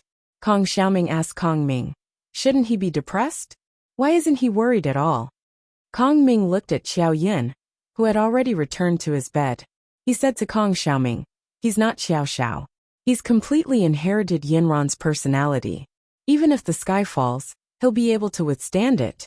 Let's wait for another opportunity. It could only be said that Xiao Yun's guess was correct. Every time danger came, he was able to narrowly avoid it. The second-ranked butler led a group of people to stand guard outside the door for the entire night. And it wasn't until the next morning that he hurried back. Lady Kai and her family had no idea that someone had been guarding the door for them for the entire night. The next morning, Madame Kai brought a tailor and a blacksmith over. Xiao Yun showed them the blueprint he had designed. The two of them had never seen clothes and accessories with such a beautiful design before, and they were full of praise. The clothes could be made according to the blueprint, but the necklace was difficult to make. First of all, the material was very difficult to find. Even if there were substitutes like diamonds and crystals, the craftsmanship needed to be very meticulous. Where were they to find a microscope in a place like the demon realm? So, Xiao Yun modified the necklace he had designed, imitating the material used to make hairpins. Most importantly, it had to be shiny and shiny. The tailor and blacksmith looked at Xiao Yun in awe. Despite his young age, Xiao Yun seemed to know a lot. The two of them felt as if they had found a teacher. They thought it was just a simple task, but it gave them a sense of accomplishment. The two of them asked Madame Kai to stay here, so that they could discuss the work with Master Bruiser. Madame Kai couldn't help but be curious. How could such a young child make the two of them respectfully refer to him as their master? Madam, there's something you don't know. Master Bruiser may look young, but he really knows a lot. I think he knows how to make clothes and accessories better than we do. It's like he's a master who has made so many clothes and accessories, while we're just apprentices. The two of them were so eager to learn that they messed up Xiao Yun's escape plan. Seeing how eager they were to learn, they insisted on staying in the same room as him, saying that they could continue their discussion at night. Xiao Yun really suspected that they were sent by Zhang Liang to supervise him. In fact, they weren't.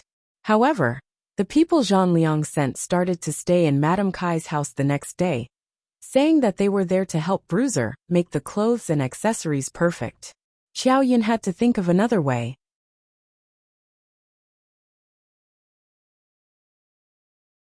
Chapter 355. The only good thing about living in Madame Kai's house was that he could eat well and dress warmly, and he didn't have to do any manual labor. Xiao Yun looked at her perfect hand that had been cut by herself on purpose. It was like a piece of art that had been tainted with flaws. Xiao Yun was glad that it wasn't her father's hand. Otherwise, he would have cried out for a few days. If his father were to know that he was being abused like this, he would most likely be heartbroken and find the best medicine to help him recover. His father's philosophy was that perfection was the only way to attract his future wife. But seeing how his mother was completely smitten with his father, Xiao Yun shook his hand. It was still too pale, so he applied a layer of self-made wax on it before leaving the room. Their clothes were almost done. They had used the most expensive materials, such as shark yarn and coral, to make them look extremely sturdy. As they walked, they shimmered with vibrant colors, making them look like a celestial being. Xiao Yun lamented that the first dress he had ever designed was going to be worn by a woman from the demon realm, whom he had never met before. It was such a pity that his future wife wouldn't have a chance to wear it. Madame Kai stood in front of the full-length mirror and looked around. Was the elegant and radiant woman in the mirror really her? Her original plumpness was obviously covered a lot, and the open neckline made her neck look slender and fair. The material of the clothes felt comfortable and soft to the touch, but when she wore it, it looked very three-dimensional. Her waistline was raised a lot, but only a little below her chest, making her originally short and thick lower body a few inches longer. Aside from her round face, she looked like a completely different person. Madame Kai was overjoyed to see this, and she couldn't bear to take it off. Xiao Yin went up to Lady Kai and said, "If you tie your hair up high on the top of your head, or wear a high bun, it will increase your height and make you look more beautiful." Madame Kai's heart was completely hooked by Xiao Yin. "Help me do it." Xiao Yin immediately waved his hand. "Madame Kai, I'm a clumsy person, and I've never done a woman's hair before. You should have your maid do it. I'll just give her some pointers." The maidservant looked at Xiao Yun and thought to herself, "This child is quite good with words. He doesn't seem to want to steal the rice bowl." At this moment, she had a better impression of Xiao Yun. Madame Kai looked at herself in the mirror after her hair was done up. She really was flawless. The necklace in front of her chest was the highlight. She was sure to amaze everyone at the birthday party. "Madame Kai, Tai Dan has already finished the clothes and accessories for you. Can we let him go now?" The supervisor beside Xiao Yin immediately asked. "How can that be? It's going to be my birthday soon. He can't not be there that day." "Go back and tell Mr. Jean that I want this servant. Just let him give it to me." This was Xiao Yun's goal. He hoped to break away from Zhang Liang's surveillance. Only then would he have a chance to escape. However, she didn't expect the supervisor to reject her outright. Bruiser is Mr. Zhang's treasure. He has already been promoted to a first-class servant. Mr. Zhang can't do without him. However, if Madame Kai really needs him, how about I take him away after your birthday? Madame Kai had no choice. She couldn't take him away by force. She could only say impatiently, all right. I understand. I'll leave after my birthday." When Zhang Liang heard the servant's report, his eyes narrowed. He didn't expect Tai Dan to be so capable. He rubbed the jade thumb ring on his hand back and forth on his thumb. "Did he mention anything about promoting him to a first-class servant?" "I did, but Xiao Yin didn't react," the servant replied respectfully. "Oh, not even the slightest bit excited? His salary will increase, and he won't have to do any manual labor." "Well, I didn't see any excitement from him. However, it's possible that he doesn't know that his salary will increase. After all, he looks quite young." "He's not young. He looks to be almost 6,000 years old. Since he knew that he was here to steal the night-luminescent pearl, he must know how precious money is. It won't be easy to subdue such a capable person. His birthday will be tomorrow, right? I'll bring him back myself." By now, Xiao Xiao and Yinran had already run to the second town. They had searched every possible place that could have been marked, but Xiao Yun seemed to have disappeared without a trace. Xiao Xiao was getting more and more nervous. Even Yinran, who was usually calm in the face of Mount Tai, was starting to feel uneasy. After all, Xiao Yun was their son. "Xiao, there's one last direction we haven't searched. I'm sure he's there." Yinran sat in the carriage and looked at the city walls in front of her. The defenses here seem to be very strong. What kind of city is this? This is an area close to the demon realm. It's the most remote place in the demon realm. It's hundreds of thousands of miles away from the capital. Although father also sent a local official here, the position has always been hereditary. It's only seen once a year, and has long since formed its own faction. Xiao Xiao told Yinran everything he knew. Yinran took out a map and looked at it carefully. This flower city's defenses are very good. It's easy to defend and hard to attack. The surrounding towns are also quite far away.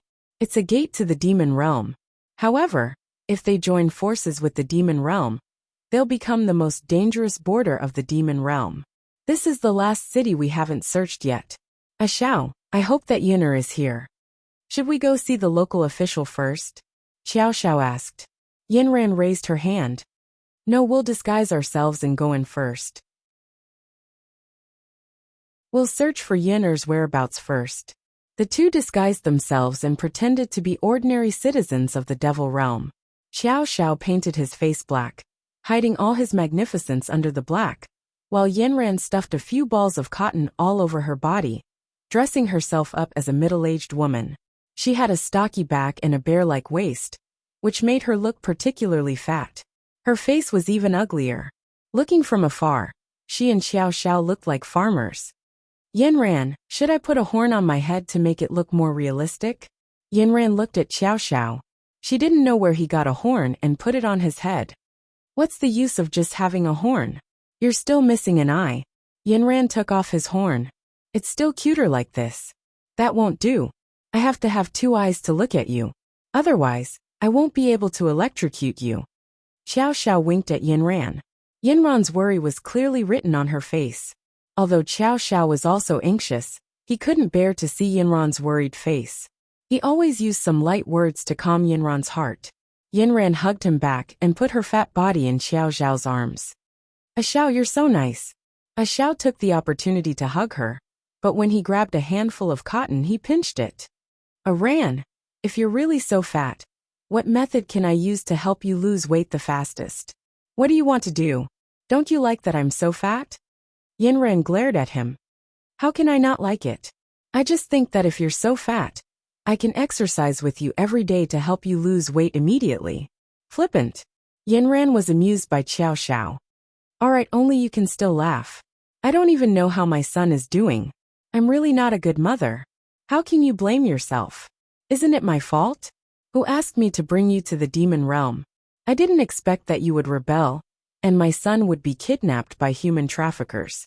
I also didn't expect that it would be so chaotic when we came to celebrate the new year. Xiao Xiao pouted. Yinran quickly covered his mouth. How can this be your fault? Don't take everything on yourself. This is what we should bear. I'm now the crown princess of the demon realm, and my son is the crown prince of the demon realm. The responsibility of the demon realm is definitely on our shoulders. It's the same as me being a cultivator in the human world. Responsibility and mission can't be escaped. It's already destined in our blood. Yinran's words really touched Xiao Xiao's heart. He hugged Yinran tightly and moved her ugly face. Come, let me have a taste. Which little mouth is so sweet? Yinran quickly smiled and dodged. I'm not in the mood. Stop fooling around. Don't ruin my makeup. During this period of time, his heart was very heavy. He didn't even have the mood to exercise when he couldn't find his son. Ai, my poor little fellow. Just where are you? Today, Xiao Yun was welcoming the city lord's wife's birthday banquet.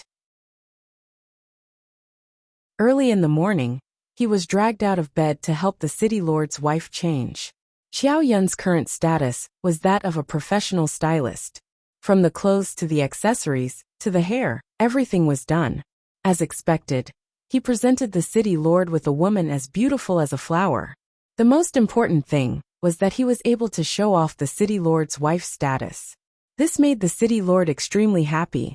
He had invited countless guests for today's banquet. He finally had a chance to show off his wife's face in front of everyone. Xiao Yun was finally able to take advantage of the chaos, to leave his mark in some corners of the courtyard. Although this was indoors and not as obvious as outside, Xiao Yun sighed. He had no way of leaving the courtyard. He could only hope that his intelligent parents would be able to find him. As expected, on the day of the banquet, Xiao Yun had already retired. He no longer needed to follow Madame Kai around. He and the other servants helped out in the manor. His main job was to help serve the dishes in the kitchen. Serving the dishes wasn't his job. He only needed to bring the dishes from the kitchen and hand them to the servants who served them. He busied himself from morning until noon. Only after the banquet was over did Xiao Yun truly finish his work. He was just about to return to his room to rest when a servant came to pass on a message. Mr. Zhang wants you to wait for him. He will bring you back after the banquet. Xiao Yun was discouraged. It seemed that he would have to return today. The first thing he needed to do was to fill his stomach.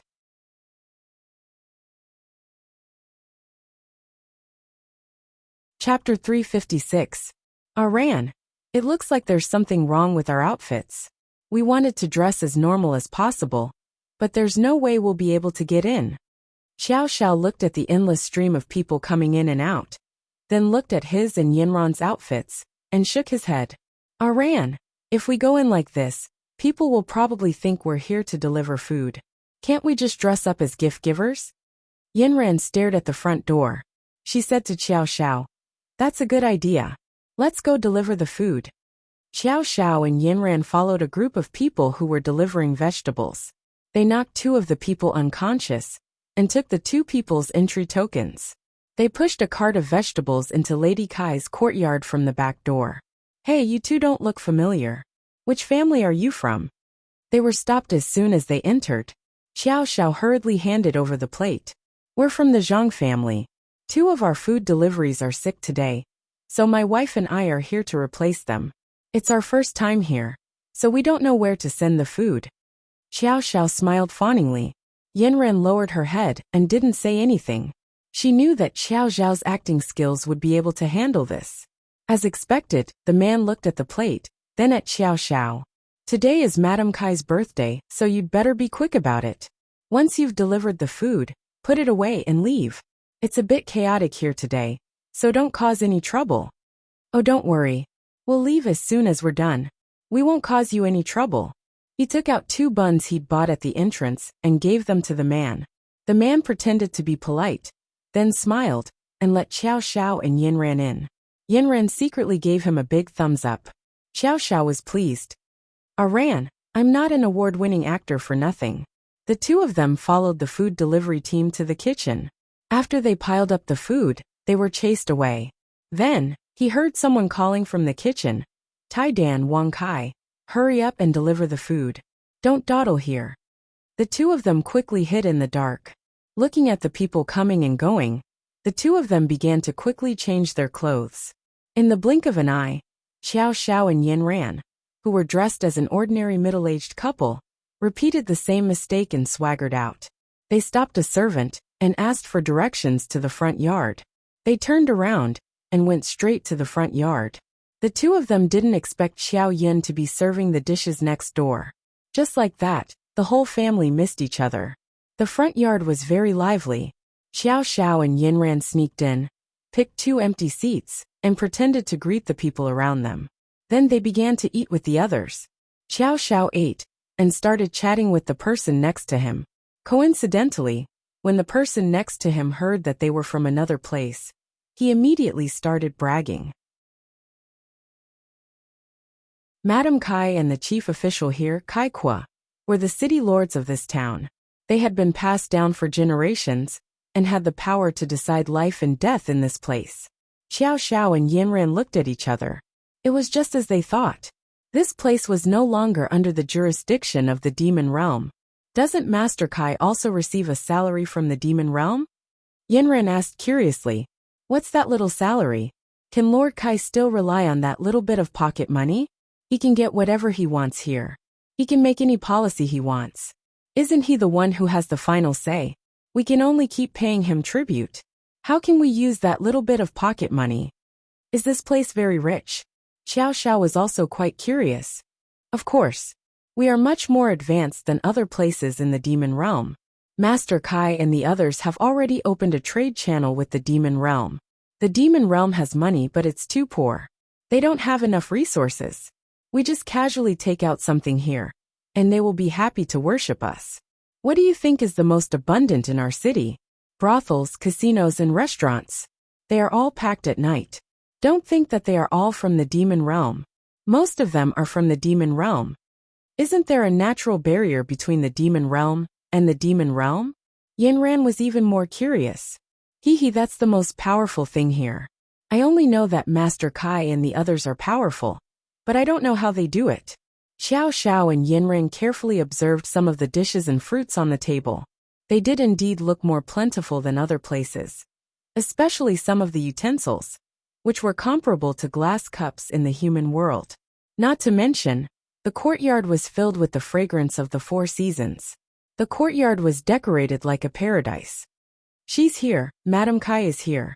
Everyone stopped their discussion and stood up to welcome the arrival of the main character of the day. Xiao Xiao and Yinran also stood up and looked at the red carpet that stretched from the main seat to the entrance. Aran, don't you think this is like the red carpet ceremony of the Walk of Fame in the human world? Xiao Xiao whispered into Yinran's ear. Yinran's eyes narrowed. He really did imitate the red carpet ceremony of the stars. Melodious music began to play, and a middle-aged couple walked down the red carpet hand in hand. The middle-aged man was obviously from the demon realm. He was wearing a high-quality robe from the demon realm, and the beautiful woman beside him was very eye-catching. Her waist was extremely tight, and the V-shaped neckline made her neck look even more slender. Her slightly plump breasts were sticking out. They were originally too full, but now they were covered by a layer of gauze, showing off a very good slimming effect. Her waist was a little lower than her breasts, and the long dress began to spread outwards, all the way to her feet. The dress didn't drag on the ground, and half of her red toes could be vaguely seen as she walked. Her hair was all tied up high, and the woman walking on the red carpet looked very elegant. The most eye-catching thing was the key necklace hanging on her chest. Although it wasn't made of the same material as diamonds or crystals in the human world, it was still very well made. The glass-like luster of the necklace shone like a rainbow under the sunlight. Xiao Xiao and Yinran looked at each other, and Xiao Xiao whispered to Yinran, "That's the necklace I gave you for your first wedding anniversary. The shape is so similar. I designed it myself." Yinran's hands were trembling, and she said, "Ah Xiao, there's only one possibility. This necklace was designed by Qiao Yin." Then the two people on the red carpet walked to the main seat and sat down. Thunderous applause rang out, and the surrounding exclamations didn't stop. Madame Kai was enjoying herself, and Master Kai was also very proud. Next was Master Kai's speech to celebrate Madame Kai's birthday. "Thank you very much, everyone from Flower City, for coming to celebrate my wife's birthday. Ever since we opened the secret passage to the demon realm has brought us countless profits. Our lives are getting better and better, so I hope that everyone can treat the people of the demon realm better. Today, I have invited the second prince of the demon realm to attend this birthday banquet. Let us all raise a toast and wish that our friendship with the demon realm will last forever." The other person sitting in the main seat was the second prince of the demon realm. His face was fierce, and his eyes were malicious. He looked like a beast that would pounce on its prey at any moment. When he smiled, he looked like a falcon full of death. Yet, Master Kai didn't seem to mind at all, and even called him brother. The atmosphere was very warm. Xiao Xiao was trembling all over, and Yinran held him down with all her might. Finally, after Master Kai's speech, the atmosphere returned to normal.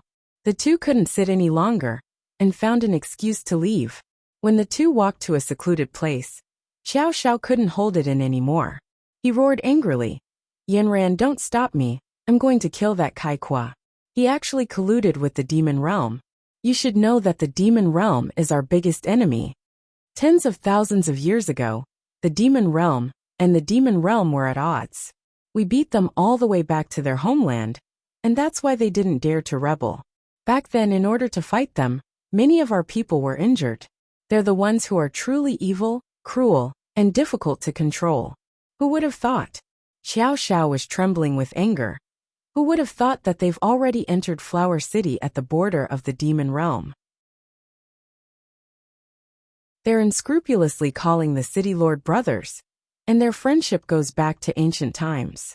When the time comes, they won't even know how they died. Yinran was much calmer than Xiao Xiao. "Ah Xiao, you have to think on the bright side. Fortunately, we came here and found out about the situation here. It seems like the rebellion before wasn't that simple. I'm guessing that Imperial Uncle was used as a tool by them, and the real mastermind behind the scenes is the demon realm. Think about it. Imperial Father once said that Imperial Mother was poisoned at the border between the demon realm and the demon realm.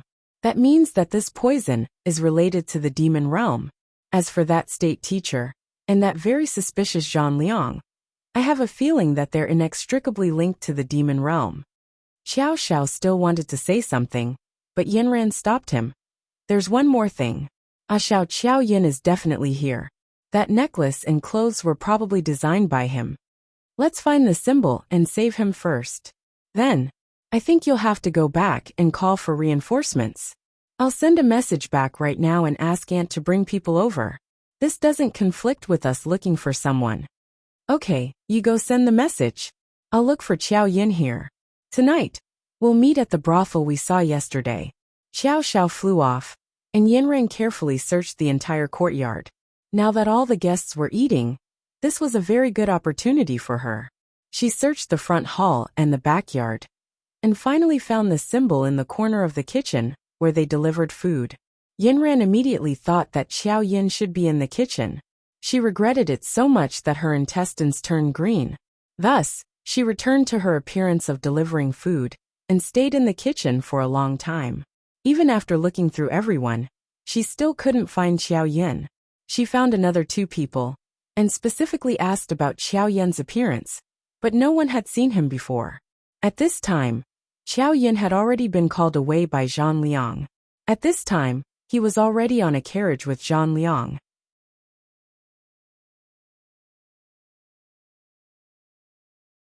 Chapter 357. Mr. Zhan, where are you taking me? Xiao Yin watched as the carriage left Huadu City. The words Huadu were getting further and further away from him. I've raised you for so long. Naturally, I want you to do things for me. Zhang Liang glanced at Xiao Yin.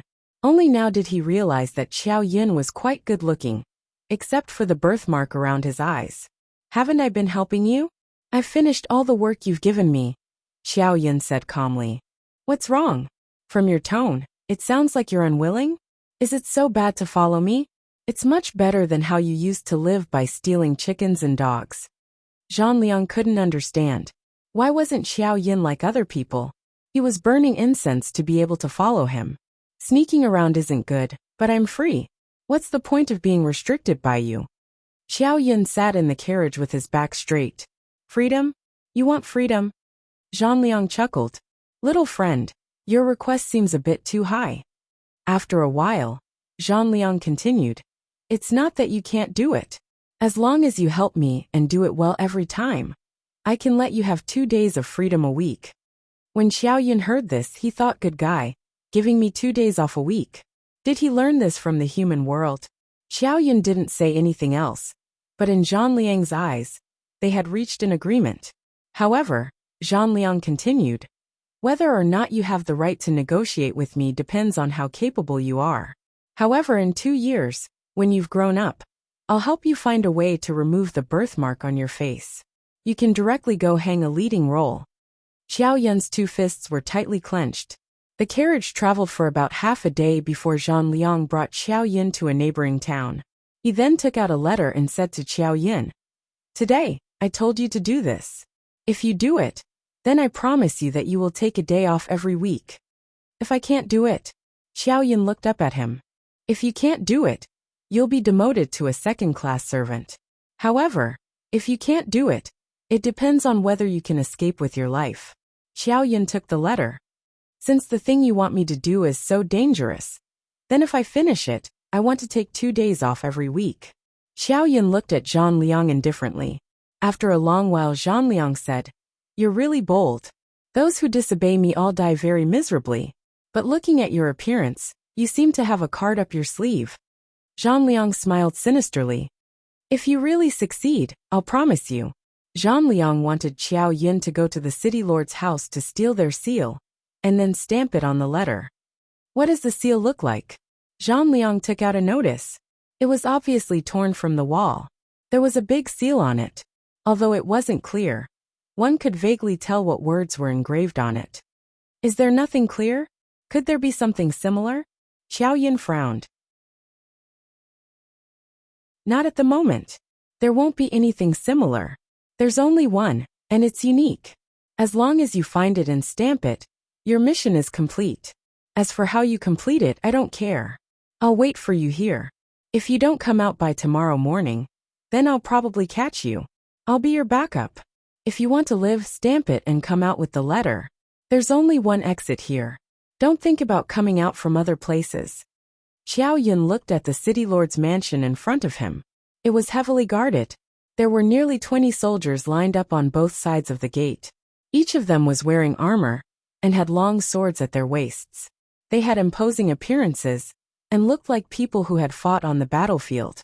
He assessed his current situation. If he didn't help Zhang Liang, he would probably die faster. However, if he helped him, he would be helping the tyrant. This wasn't a good opportunity to escape. Around his carriage, Xiao Yin had already seen countless people hiding in the dark. It seemed like he really had to be a thief today. Zhang Liang gave him a map and told him to carry it with him. Xiao Yin got off the carriage and assessed the height of the wall. It was 3 times as tall as him. Did he have to find a ladder? He looked back at the carriage. Zhang Liang's figure was faintly discernible. There was no sign that he would help. He could only go around to the side where there was no one. He saw a large tree with lush leaves. He shook it lightly, but there was no response. The tree was still quite far from the top of the wall. Even if he wanted to climb up, he still needed a rope to swing over. Thus, Xiao Yin used the same trick again. He wrapped the vines together and made a rope. He hooked it onto the sharp corner of the wall. He pulled hard and found that it was quite sturdy. Thus, he didn't look back at Zhang Liang and used his hands and feet to climb up the tree. He climbed a little higher and looked into the wall. He saw a few houses were brightly lit. However, the bottom of the wall happened to be in the blind spot of the lights and was blocked. Xiao Yin didn't hesitate and tied the end of the rope to the tree. Then he slowly climbed from the tree to the wall. Zhang Liang could see clearly from the carriage. This iron egg was smart enough, but he didn't have enough devil chi. He couldn't even climb over such a small wall. It seemed like his ability was only SOSO. He didn't know if he could succeed tonight. Moreover, his rope was tied very tightly to the tree. Zhang Liang shook his head and watched how he would fall. He saw Xiao Yin finally reach the wall. He pulled the rope tied to the tree and untied it. Only then did Zhang Liang realize that Xiao Yin had tied a slip knot. Just like that, Xiao Yin threw the rope over and successfully reached the wall. At this moment, Zhang Liang waved his hand, and 2 figures flew into the wall and followed him. Xiao Yin entered the wall. He wasn't in a hurry to go in. He went directly to the most remote servant room and eavesdropped on their conversation. Sure enough, there were a few people talking about something. Xiao Yin listened for a while and roughly knew what was happening in the city lord's mansion. There were guests coming tonight, so the mansion was holding a banquet.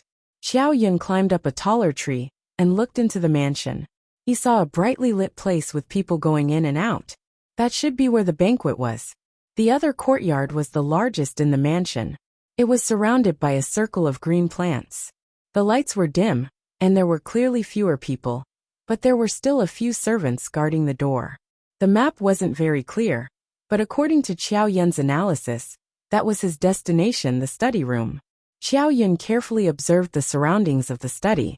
There was a circle of fog surrounding the study. Xiao Yin guessed that it was either a formation or a mechanism. It seemed like the city lord of this place was very strict with places like the study. Xiao Yin had a plan in his heart. He might not be able to enter the study room. The key now was how to avoid these servants and smoothly get the things he wanted. Xiao Yin circled around the study room. There were 2 windows in the room that were tightly shut. Xiao Yin directly went to one of the windows. With a surge of spirit power in his hand, the window bolt directly opened. Xiao Yin gently pushed and the window opened a crack. Xiao Yin didn't go in. Instead, he carefully looked outside the window. The layout of the entire study room was very simple. There was a desk, a chair, and a row of bookshelves. The place with most of the bookshelves was the various compartments of the bookshelves. Xiao Yin directly pulled out every compartment to look for the seal. When he found the 10th box, he found a hidden box with a mechanism on it. This made Xiao Yin curious. He unlocked the mechanism and opened the hidden box. He found a flat object inside. He took the opportunity to suck it over. It was just an ordinary token, but there was a word soldier engraved on it. It seemed to be a commander's seal. Xiao Yin casually put the commander's seal into his bosom and continued to search. Finally, he found the seal in a hidden box at the bottom of the desk. He looked at the seal in his hand. The circle of words was clear and powerful. He took out the letter.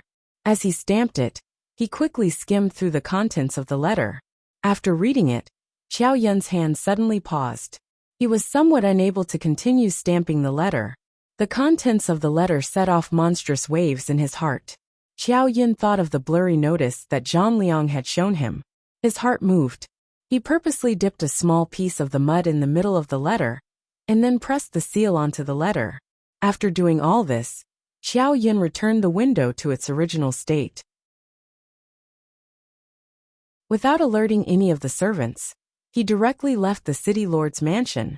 When he sat across from Zhang Liang had just finished his third cup of tea. So fast, Zhang Liang looked at Qiao Yun, who was sitting across from him. He was calm and composed, without a trace of nervousness. It was as if he had just gone out for a leisurely walk. Qiao Yun handed the sealed letter to Zhang Liang. Zhang Liang carefully looked at it. His eyes revealed a look of admiration. "I really didn't misjudge you. Little thief god, you really aren't simple." He casually took out a night pearl and handed it to Qiao Yun. "This is a reward for you. Take it." After that, he laughed happily, and the group of carriages immediately started moving, heading towards the city's foothold. When they arrived at a courtyard in the city, Zhang Liang let Qiao Yun rest first. Then, he called the two servants who were following them over, and had them report the situation in the city lord's mansion in detail. The two servants vividly described Qiao Yun's intelligence, farsightedness, and boldness. He first went to servant Yun's room to inquire about the situation in the residence, and when he found out that there was a banquet, he followed the map to the study room. That was a place we had not attacked for a long time, and we were blocked every time. However, Qiao Yun had a way. He opened the window somehow, and with just a stretch of his hand, the things in the study room fell into his hands. It was really too miraculous. He searched through them one by one, and in just a short while, the study room was turned upside down. However, he was very careful, and he put all the things that had been moved back to their original positions. It was impossible to tell that they had been moved. Finally, he found the seal, and after stamping the letter, he came out. There was no disloyalty, and his movements were clean and neat. He was cut out to be a godly thief. He is a master thief. Zhang Liang listened as his gaze fell on the distance. It seemed that he had really found a treasure.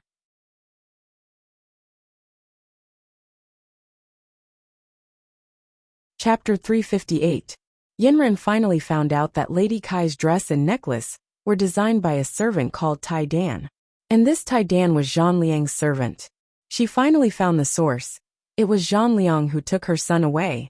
Yinren sneaked into Zhang Liang's house and searched everywhere, but she couldn't find any trace of Qiao Yun. Only later did she find out that Zhang Liang brought Qiao Yun out of the city. When she passed by the city gates, she saw the mark left by Qiao Yun. She followed them all the way and found that Zhang Liang brought Qiao Yun to a city she had been to before. And the final mark pointed to the city lord's mansion. At this point, the mark was broken. Yinren was now able to connect all of Zhang Liang's actions. This Zhang Liang was obviously in cahoots with Imperial Uncle. After directly silencing Imperial Uncle, he shouldn't have left the matter at that. He should have quickly returned to his own lair, and was secretly plotting a second rebellion. And the one who was directly colluding with him was the second prince of the demon realm. So if he wanted to do a second rebellion, what would he do? If Yinren was alone, she would retreat to her own territory and slowly expand her forces. Then she would think of a way to mobilize more troops and take the route of saving the country. So what Zhang Liang wanted to do now was to take over the surrounding cities. A thought flashed through Yinren's mind. That was why she had brought Qiao Yun to the city lord's mansion. As for why he brought Qiao Yun along, Yinren couldn't figure it out. Could it be that he guessed Qiao Yun's identity? But that wasn't very likely. If he guessed Qiao Yun's identity, he would definitely lock him up and try to make a big fuss about it. Yinren's brain was good. After thinking for a while, she understood the logic behind it. As for Qiao Yun's appearance, she temporarily put it aside. After some thought, she knew that Qiao Yun's next destination would be another city lord's mansion. She sent a message to Qiao Xiao and headed to another city lord's mansion. As Yinren had guessed correctly, Qiao Yun's treatment at Zhang Liang's place had obviously improved. After his application, he could have his own carriage and didn't have to face Zhang Liang anymore. Zhang Liang smiled as he watched him get off the carriage and sit in the back. He felt more and more that this young fellow had his own opinions, was smart enough, and knew how to negotiate. He knew how to fight for his greatest benefits in a timely manner. Xiaoyun didn't know where Zhang Liang was taking him to, but the direction he judged was the opposite of Flower City. Yellow sand danced in the air, and there were very few green plants in this area. Their caravan was disguised as a merchant caravan, and after transporting some goods, they walked for about a day and a night before arriving in front of another lonely city gate. Xiaoyun raised his head to look, and sure enough, this place was aptly named Sand City. The moment Xiaoyun got off the carriage, he immediately found a headscarf and covered his head. The sandstorm was very strong, and the yellow sand filled the sky, forming a whirlpool in the air. Small grains of sand drilled into the mouth, nose and eyes, making Xiaoyun unable to open his eyes. The soldiers guarding the city gate were all fully armed. Their entire head was under the helmet, and there was a glass cover in front of their faces to prevent them from being eroded by the sandstorm. After the inspection, the caravan was allowed to pass, and Xiaoyun took the opportunity to make a mark at the corner of the wall. After they got on the carriage and headed into the city, the sandstorm seemed to be isolated outside. The entire city seemed to have a huge cover, and the inside and outside of the city were two different worlds. The streets were bustling with activity, and the bustling crowd flowed endlessly through the streets. There were many shops on both sides of the road, and some of the goods they sold were already outside the shops. Several restaurants had long queues in front of their doors, and in order to not let the customers feel bored, the shop owners directly set up a few mahjong tables at the door, or a place to shake dice. There was also an unlimited supply of snacks and tea. In Xiaoyun's eyes, this was just like queuing in the human world. Sure enough, after a while, he heard a shop assistant calling out, "Big table number 560, please come in." Zhang Liang and the others didn't go to these restaurants to join in the fun. Instead, they went directly to an inn. After the group of people settled down, Zhang Liang called Xiaoyun into the room and gave him the next task. This time you have to steal an account book. The account book is in the city lord's mansion's study room. What's in it for me to steal it? Xiaoyun looked at Zhang Liang indifferently, his misty peach blossom eyes staring straight at him. Zhang Liang's heart skipped a beat when he saw this. He realized that the birthmark on Xiaoyun's face had faded a little, and a face that could topple countries was faintly discernible. The corner of Zhang Liang's mouth curled up. "If you succeed this time, then I won't send you to the brothel to hang a number 1 sign." After saying that, Zhang Liang reached out a large hand and pinched Xiaoyun's chin. Xiaoyun turned his face to the side to avoid it, but the alarm in his heart rang loudly. It seemed that there was something wrong with his face. The wax on his face gradually faded. "Deal." Xiaoyun quickly stood up and left Zhang Liang's room in a slight hurry. Zhang Liang looked at Xiaoyun's fleeing appearance from behind and narrowed his eyes. It seemed that he had finally caught the little guy's weak spot. He rubbed his 2 fingers together. It felt really good to the touch, but this face was getting more and more familiar to him, as if he had seen it somewhere before. Xiaoyun didn't get the map of the city lord's mansion this time. He could only rely on himself to figure out how to steal the account book. This city lord's mansion was different from the last one. It was obviously bigger, and there were more courtyards inside. Zhang Liang told him that he would send 2 people to help him. Although it was said to help, Xiaoyun actually knew that they were going to monitor him. He knew that he couldn't escape at all, and he didn't think of running. It was impossible to climb over the wall this time. He could only think of a way to sneak in first. Just as dawn broke, 2 people pushed a cart full of vegetables and goods and knocked on the back door of the city lord's mansion. The 2 of them said something, and after stuffing a small bag of magic coins to the guard, the 2 of them pushed the goods and smoothly entered. After passing through an open space, there was no one around.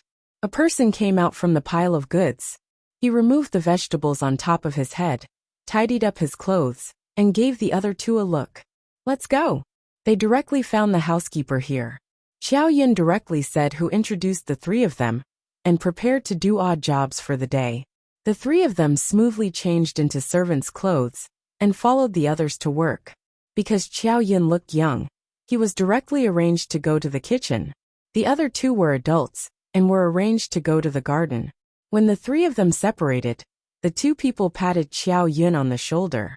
"Come on, Taidan, work hard." The strength of their hands was obviously a little strong, and the hint was obvious. Xiao Yin went to the kitchen. He was already familiar with everything here. His task was to light the fire, which he had taken the initiative to fight for. He wanted to find a chance to cover his face. It was too conspicuous. He squatted on the ground and worked for about 2 hours. His small face was quite dark, and there were traces of smoke all over his body. Only a pair of bright eyes were still blinking. "Taidan, what happened to you? You're so dirty. Hurry up and wash up. Did you choke badly?" An ant looked at Xiao Yin pitifully and asked him to quickly clean up. This was exactly what Xiao Yin wanted. He went next door to the pool outside the door and washed himself. Then, he took out the wax that he had placed in the bracelet and applied a thin layer on it. After it dried, he looked at himself in the reflection of the water and turned back into his ugly self. When Xiao Yin returned to the kitchen, he saw a few maids coming to take some fruit. He quickly rushed up. "Sisters, where are you taking the fruit? It's a little heavy. Let me help you carry it." The maids looked at Xiao Yin.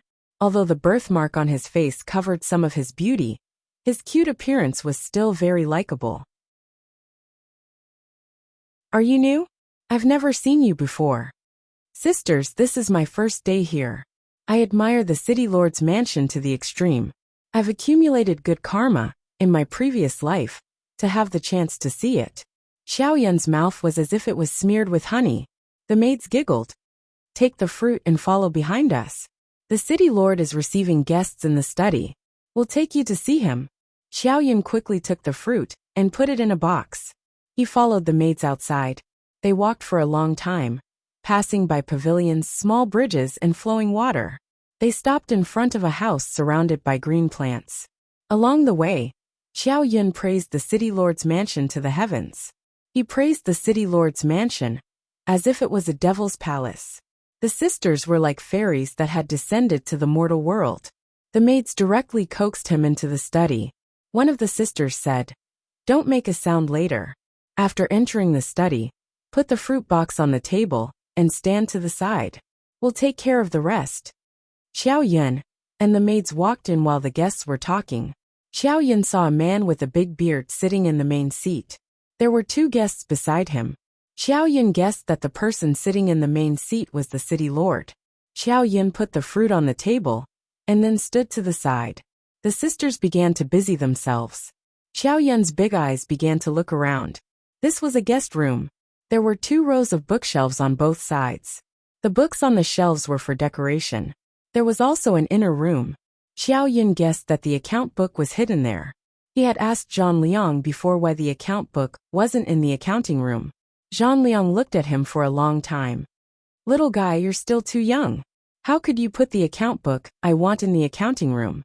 After figuring out the place he was looking for, Xiao Yun silently retreated. This was his goal for the night. Xiao Yun then returned to the kitchen and worked seriously. When the day's work was over, he dusted his clothes, paid his wages, and walked out. He walked a few steps outside and came to the rockery he had chosen. He bent down and went in, waiting for the sky to turn dark.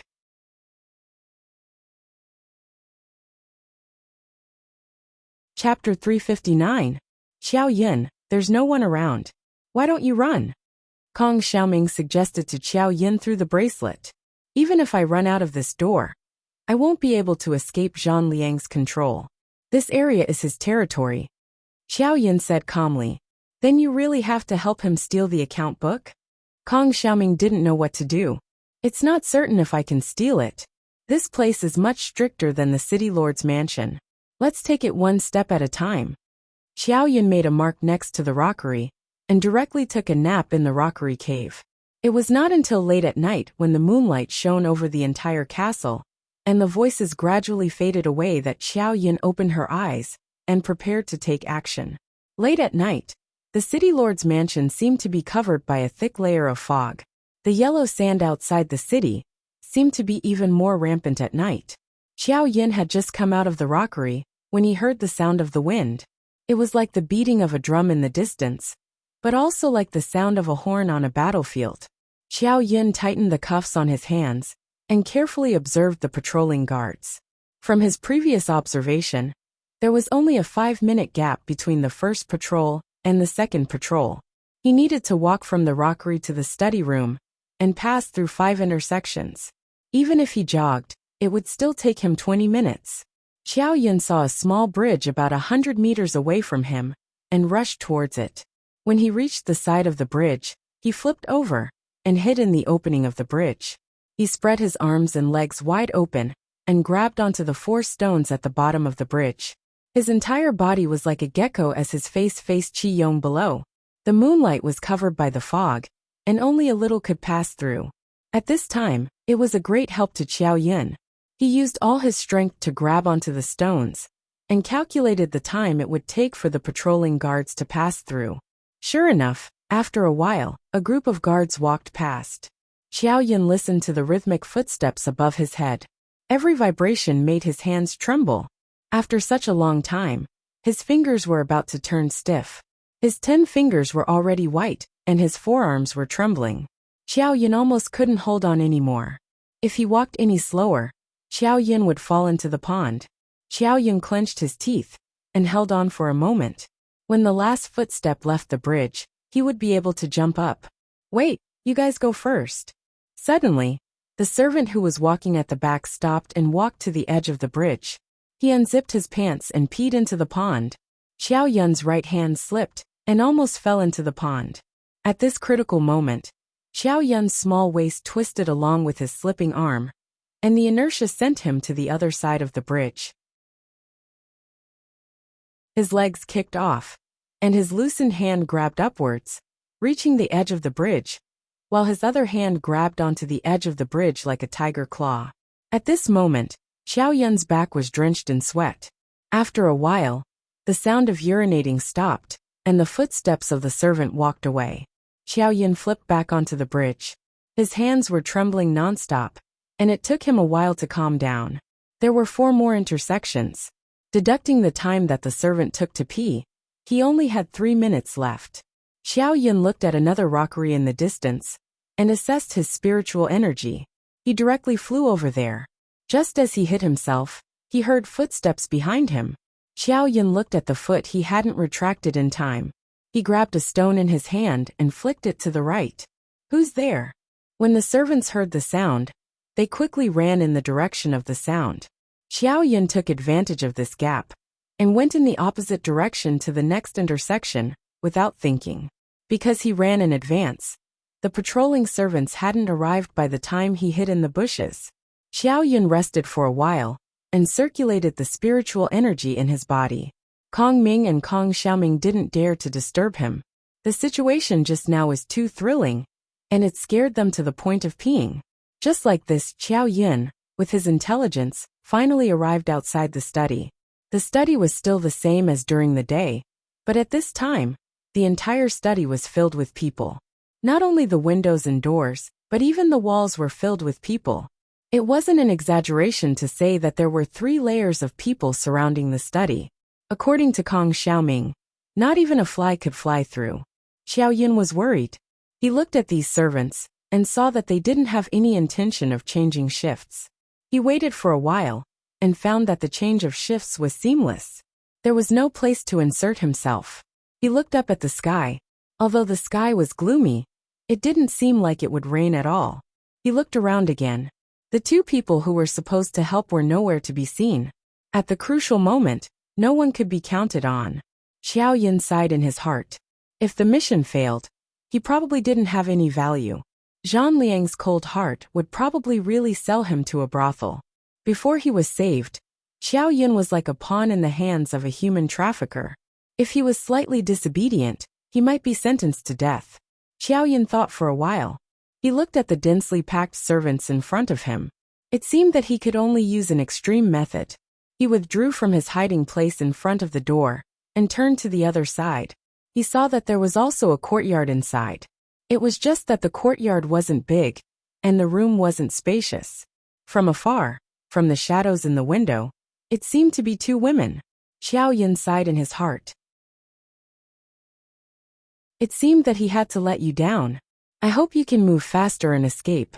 Then, Xiao Yan immediately used his spiritual power to throw the lantern hanging at the door into the grass on the ground. The lantern tilted, and a spark landed on the ground. A small piece of grass was immediately ignited. Seeing that the fire was too small, Xiao Yan did the same with the other lanterns. Soon the courtyard was burned to a crisp. Then he directly threw a large rock at the door. The two people in the room asked who it was, but there was no response for a long time. Thus, one of them opened the door to check. With just a glance, she was frightened and immediately called for the other woman in the room to run out of the courtyard. Xiao Yan looked at the two people who escaped in a sorry state. They were only wearing a single layer of clothes and an outer robe. He let out a sigh of relief. Then, he immediately increased the intensity of the fire in the courtyard and spread it to a higher place. The two women also screamed in panic at the door. Their screams and the intensity of the fire ignited the entire city lord's mansion. The servants standing at the door of the study were the closest. At this moment, they didn't hesitate and immediately rushed to the burning courtyard. In just a short while, the number of people surrounding the third floor was reduced to 10 people. After a while, they heard people shouting from afar. Someone come and help, the fire is too big. The people at the door of the study looked at each other. In the end, one of them gritted his teeth and said, "You two watch the door. We'll go put out the fire. If there's anything we don't understand, immediately call for us." After that, only 2 people were left at the door of the study. Xiao Yan immediately moved like a rabbit. Taking advantage of the chaos, he directly used his spiritual power to open the window. Then he went in. Outside there was a hubbub of people running around. They were all people carrying water back and forth. However, inside the study, it was so quiet that one could hear a pin drop. With the help of the fire outside the window, Xiao Yan looked at the layout of the study. It was so simple that everything was clear at a glance. Xiao Yan was extremely suspicious of whether the account book was in the study. Other than the table, chairs, and pen and ink, there wasn't even a book to be seen. Xiao Yan thought of the large bookcase in the outer room. Could it be that the account book was hidden there? Xiao Yan knocked on the walls of the entire inner room, but there was no abnormal sound. He could only go to the outer room and look at the large bookcase. However, the books of the demon realm were really too complicated. Xiao Yan couldn't understand some of them at all. Xiao Xiao had taught him some of the simpler ones, but Xiao Yan couldn't understand the complicated ones that were like scribbles. Kong Ming, Kong Xiaoming, I'm counting on you. As long as it looks like an account book, pick it out for me, Xiao Yan directly ordered. Kong Ming and Kong Xiaoming opened their eyes in the bracelet. They carefully scanned the large bookcase on both sides from top to bottom, and picked out all the books with the word account book written on the cover. Xiao Yan took a look. There were at least 20 account books picked out by the two. They were so thick that they were almost half the height of a person. How was he going to transport them out? Just as he was at his wit's end, Kong Ming and Kong Xiaoming reminded him, "Leave them with us. You can take them out together." Xiao Yan's eyes lit up. That's right. How could he have forgotten about this space? He directly threw the books into the bracelet. With so many books, Kong Ming and Kong Xiaoming were overjoyed. The two of them began to read eagerly. Looking at the two of them, Xiao Yan made a mental note to feed these 2 book spirits regularly, so that they would be happy. Xiao Yan's work was done. He took a few books from the bottom and top of the bookcase, and placed them in the middle. This way, his line of sight would be fuller. He had to leave the city lord's mansion early tonight. He definitely wouldn't be able to stay until morning. Once the sun rose, the abnormality in the study would definitely be discovered. He looked at the blazing fire outside, and climbed out of the window under everyone's eyes. He then ran directly into the crowd of people putting out the fire. The people putting out the fire were all in a sorry state, and had dark faces. When Xiao Yan rushed over, his face was already smeared with black mud. Seeing that someone had come to help, a servant stuffed a bucket to him and said, "Go and fill it with water." Xiao Yan immediately ran in the direction of the kitchen. As he ran, He threw away the bucket and rushed to the door. He shouted to the servant guarding the door. "There's a fire inside. Go and put it out." After he shouted, he ran back. When the servant at the door heard him, he pulled him back and asked, "How big is the fire?" Xiao Yin replied exaggeratedly, "It's already in the sky. Many houses are burning. I heard that many people have died." The servant at the door was shocked. His desire to watch the show overcame his desire to guard the door and said, "Help me watch for a while. I'll go and take a look. I'll be right back." After saying that, he didn't wait for Xiao Yin's reply and ran away. Xiao Yin opened the door a crack and sneaked back into the inn. He went straight to his room and took out the account books from the bracelet. He put them on the table and lay on the bed, too tired to get up.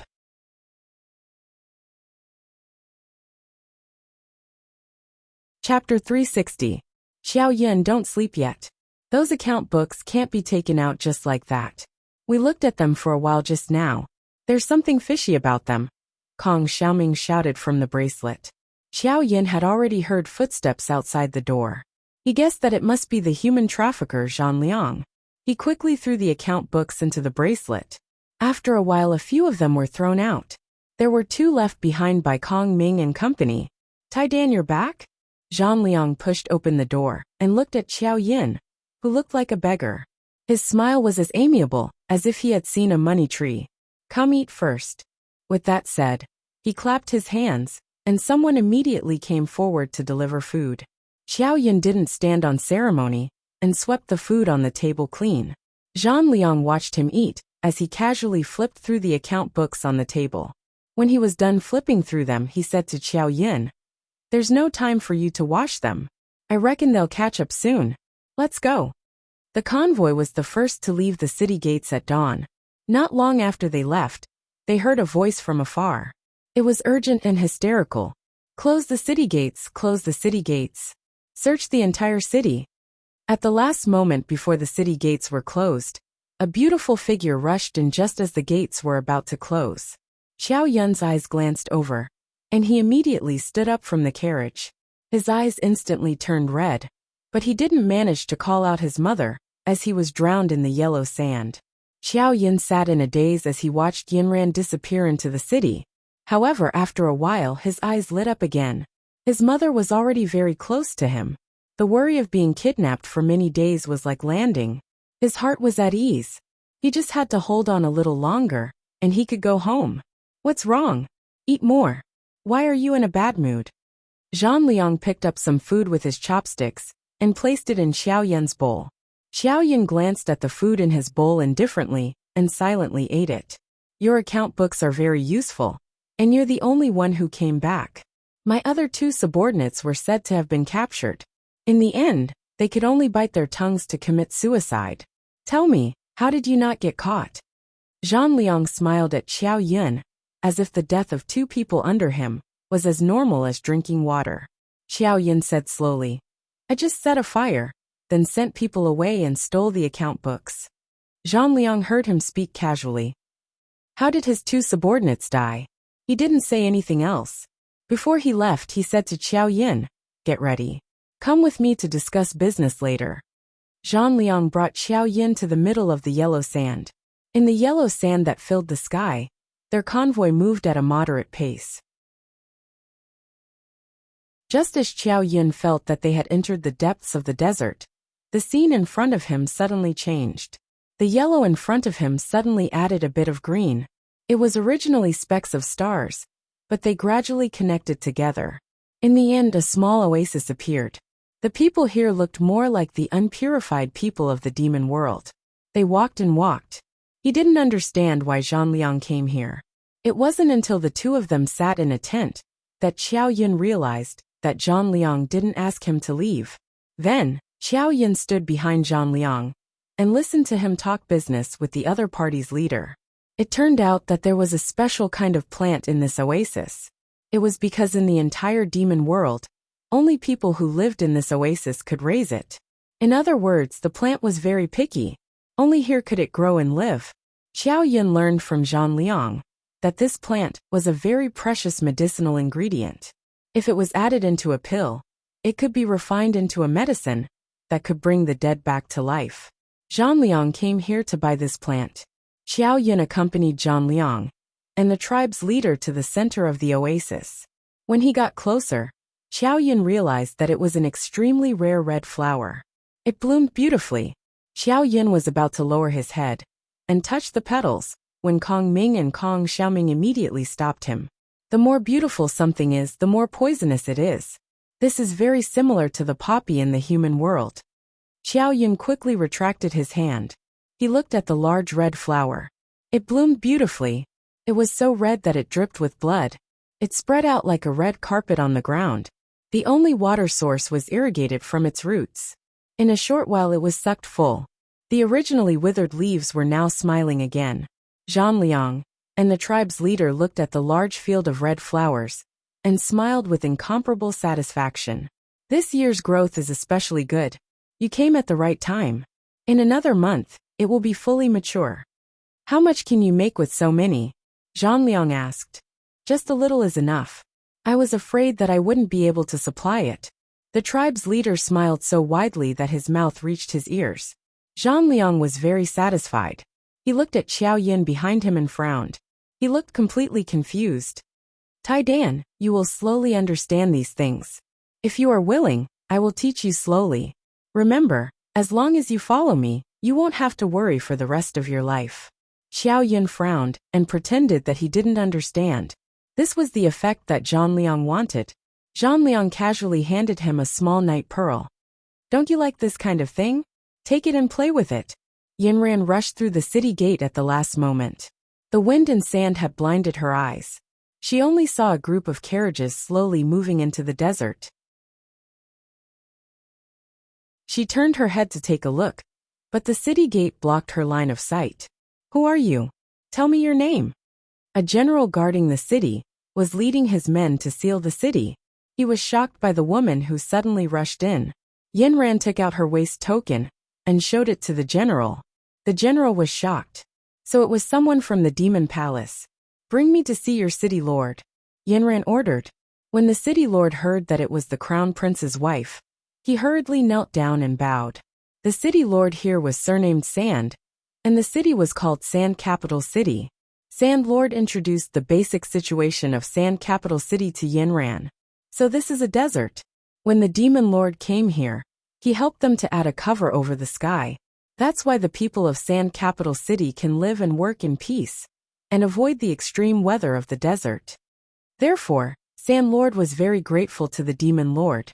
Yinran looked at Sand Lord's clear eyes and knew that what he said was true. Previously, she and Xiao Xiao came here to look for Xiao Xiao. Xiao Xiao had introduced the history of this place to her. The two talked about the recent situation of the demon realm. Gradually, Yinran didn't hide anything. She told Sand Lord about Imperial Uncle's rebellion, Zhang Liang's escape, and the Crown Prince's disappearance. Sand City Lord was drenched in cold sweat. I know about this Zhang Liang. He is the second city lord in Flower Capital City. He is in the dark, but his business is very big. We have many merchants who do business with him here. But Crown Prince's wife? Do you mean that the little Crown Prince was captured by Zhang Liang? Yinran nodded. The little Crown Prince went missing in the Demon Palace. At that time, Zhang Liang was the most suspicious. We tracked him all the way here and saw the mark the little Crown Prince left at your city gate. That's why I came in. Sand Lord slapped his thigh. Crown Prince's wife, don't worry. We are searching the entire city right now. Send a portrait of the little Crown Prince to me. I will have them search the entire city. As long as it is in my Sand Capital City, there is no one that I cannot find. Yinran thought this was good. She might be careless with her strength alone. If there were more people, there would be more clues. However, Yinran asked curiously, Sand Lord, why are you searching the entire city? Crown Prince's wife, I won't hide it from you. I am very ashamed. I originally thought that my city lord Fu was impregnable. I didn't think that a thief would set a fire and steal all the account books in my study. Yinran was immediately alert when she heard this. Who would steal your account books? Is there something special in the account books? I don't know who would steal the account books, but some of my account books recorded large transactions in the city, and some transactions with the neighboring cities. Originally, I had just casually placed them on a shelf and didn't pay much attention to them. But when I discovered that they were missing yesterday, I realized that these account books were very important to someone. Crown Prince's wife, forgive me for being slow-witted, but I really don't understand why they would want these account books. Yinran was silent. After a while she asked, "Are there any from Flower Capital City?" "Yes, there are from the neighboring cities. Flower Capital City has a larger number, because for some reason, they have more good things. So we often go there to order some new things. However, Crown Prince's wife, I have heard rumors that their city is very close to the Yao realm. It seems that many of their things are from the Yao realm." Crown Prince's wife, look, there is a box of sugar pills here. These are the ones that have been very popular on the market recently. They were also ordered from Flower Capital City. Please have a taste. Yinran looked at the sugar pills that City Lord took out from the box. They were sparkling and translucent like glass pearls. They were very pleasing to the eye. Yinran took one and pinched it in her hand. It was very chewy, like a QQ candy in the human world. City Lord Sand looked at her eagerly. It was as if he was presenting a treasure. He hoped that Yinran would taste something new with him. Yinran put the candy in her mouth. It was different from normal candy. It was sweeter and more greasy. After Yinran ate it, she felt that it was no different from normal candy. She said to City Lord Sand, "It's not bad, it's quite delicious." Seeing that Yinran was satisfied, City Lord Sand was very proud. Crown Prince's wife, you don't know. You don't feel anything when you eat the first one. But after you eat the second and third one, you will find that it tastes better and better. You see, everyone in our family has candy in their hands. Yinran's heart skipped a beat when she heard this.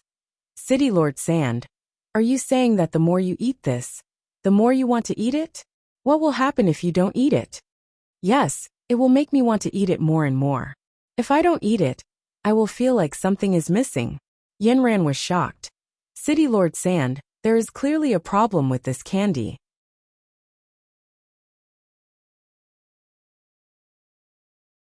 Chapter 361. Zhang Liang brought Xiao Yin out of the oasis in the desert. Then the convoy rushed to another area. That was also the hinterland of the desert. Recently, Xiao Yin had wrapped his entire head.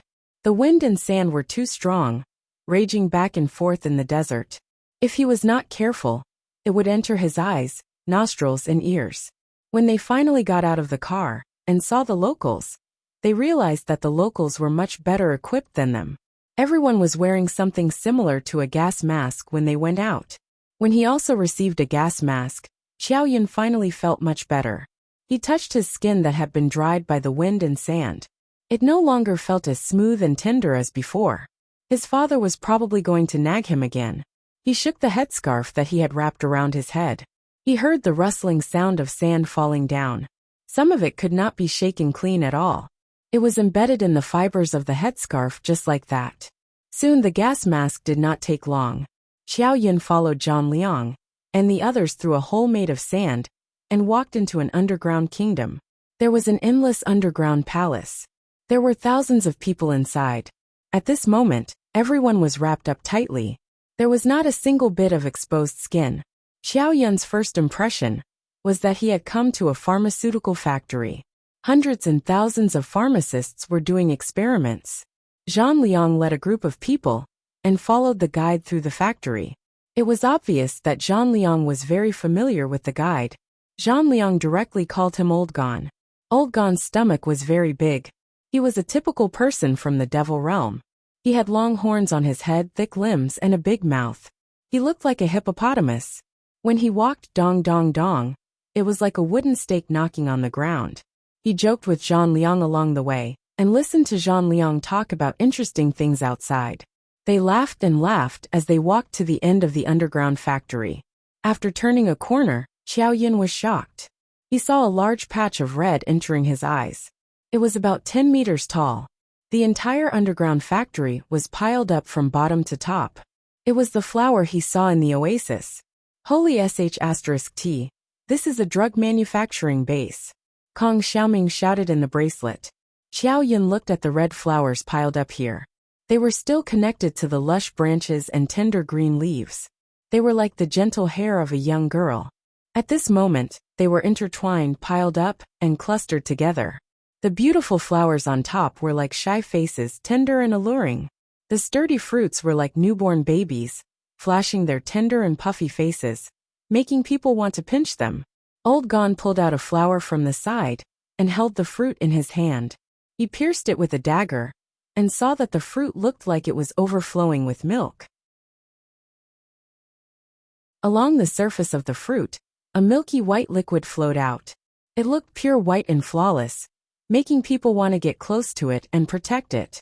After a while, the white liquid that flowed out gradually dried up and finally turned into a dark brown color. Old Gon handed the round fruit in his hand to Zhang Liang. Zhang Liang took it in his hand and looked at it carefully. Then he handed it to Qiao Yin. "Do you want to eat it? It's very sweet."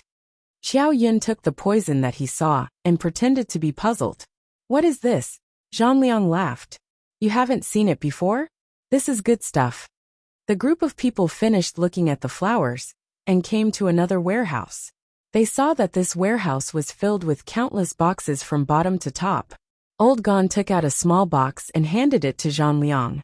"The candy this time is sweeter than before. Oh, it looks even more crystalline and translucent. Bruiser, try one." Zhang Liang took out one and handed it to Qiao Yin. "Qiao Yin, don't eat it.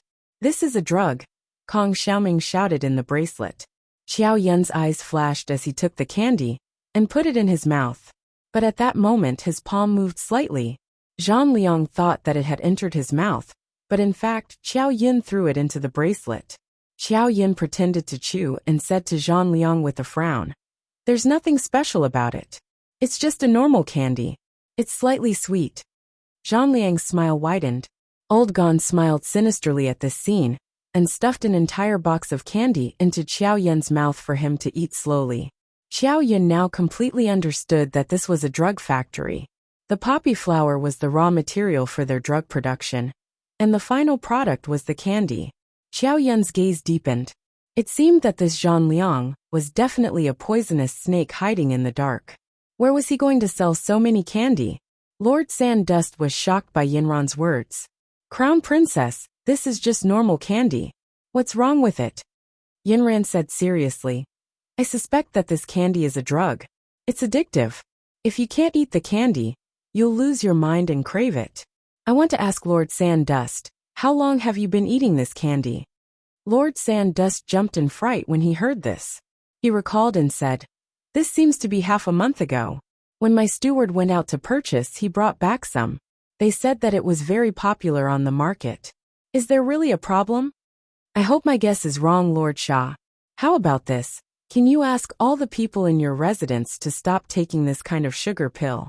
I want to see if something special will happen." "That's easy." Lord Sandust waved his hand. "Come, gather all the candy in the residence and put them in this hall." Yinran said in time, "This may not happen in a short while. How about this? I will draw a portrait of the little crown prince. When you send people to search, help take a look." Lord Sandust agreed. Taking out a pen and paper, Yinran drew about 10 portraits of Qiao Yin. "City Lord Sandust, I hope that you won't tell them the little crown prince's identity first. I'm afraid that if his identity is made public, it will bring him more danger." Lord Sandust agreed, and immediately handed the 10 portraits to the leader of the search team. "Go and check all the outsiders in the city. As long as there are boys around 10 years old, bring them all here." Yinran saw how efficient City Lord Sandust was and secretly praised him. "There's one more thing. I'll have to trouble City Lord Sandust to immediately send a message to the Crown Prince. When we were in Flower City, we discovered that Lord Kaikuo of Flower City was colluding with the second prince of the Demon Realm. The Crown Prince has already gone to mobilize troops. In order to not alert the enemy, I think it's best if we station the troops here first."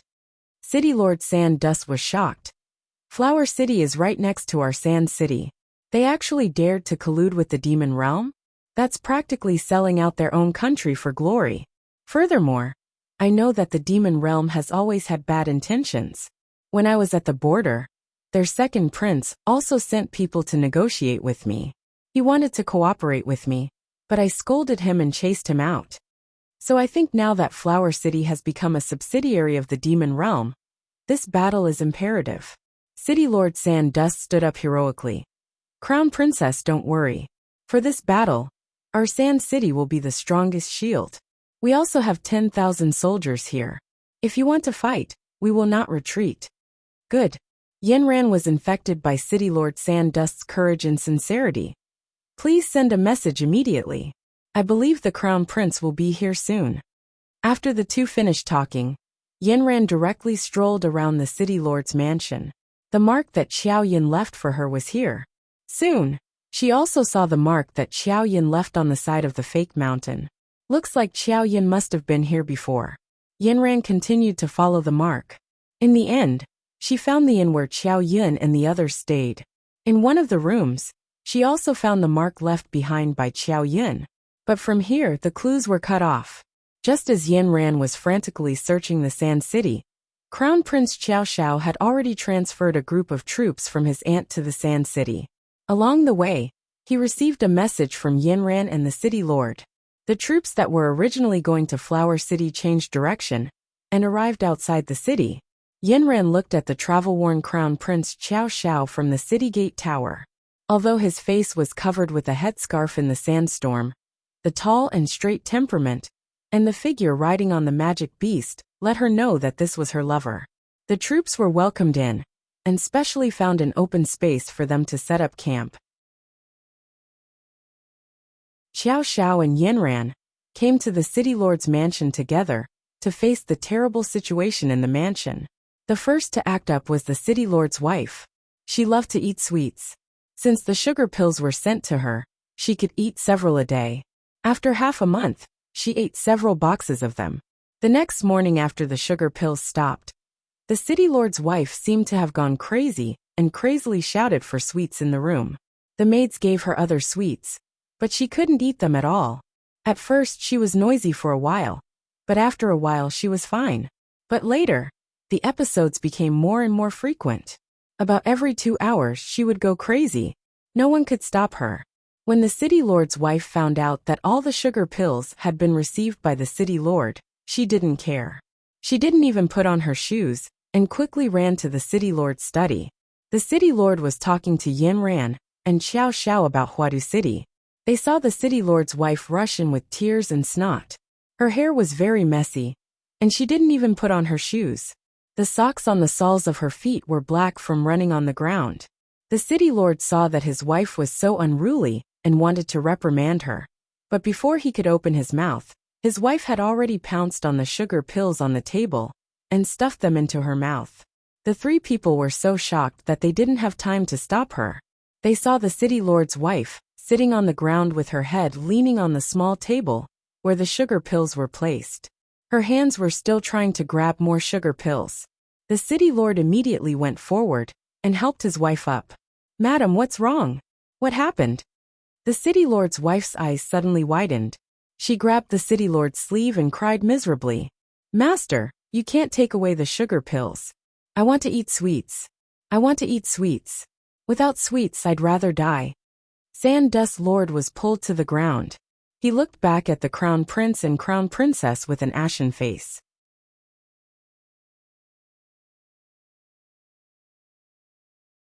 Chapter 362.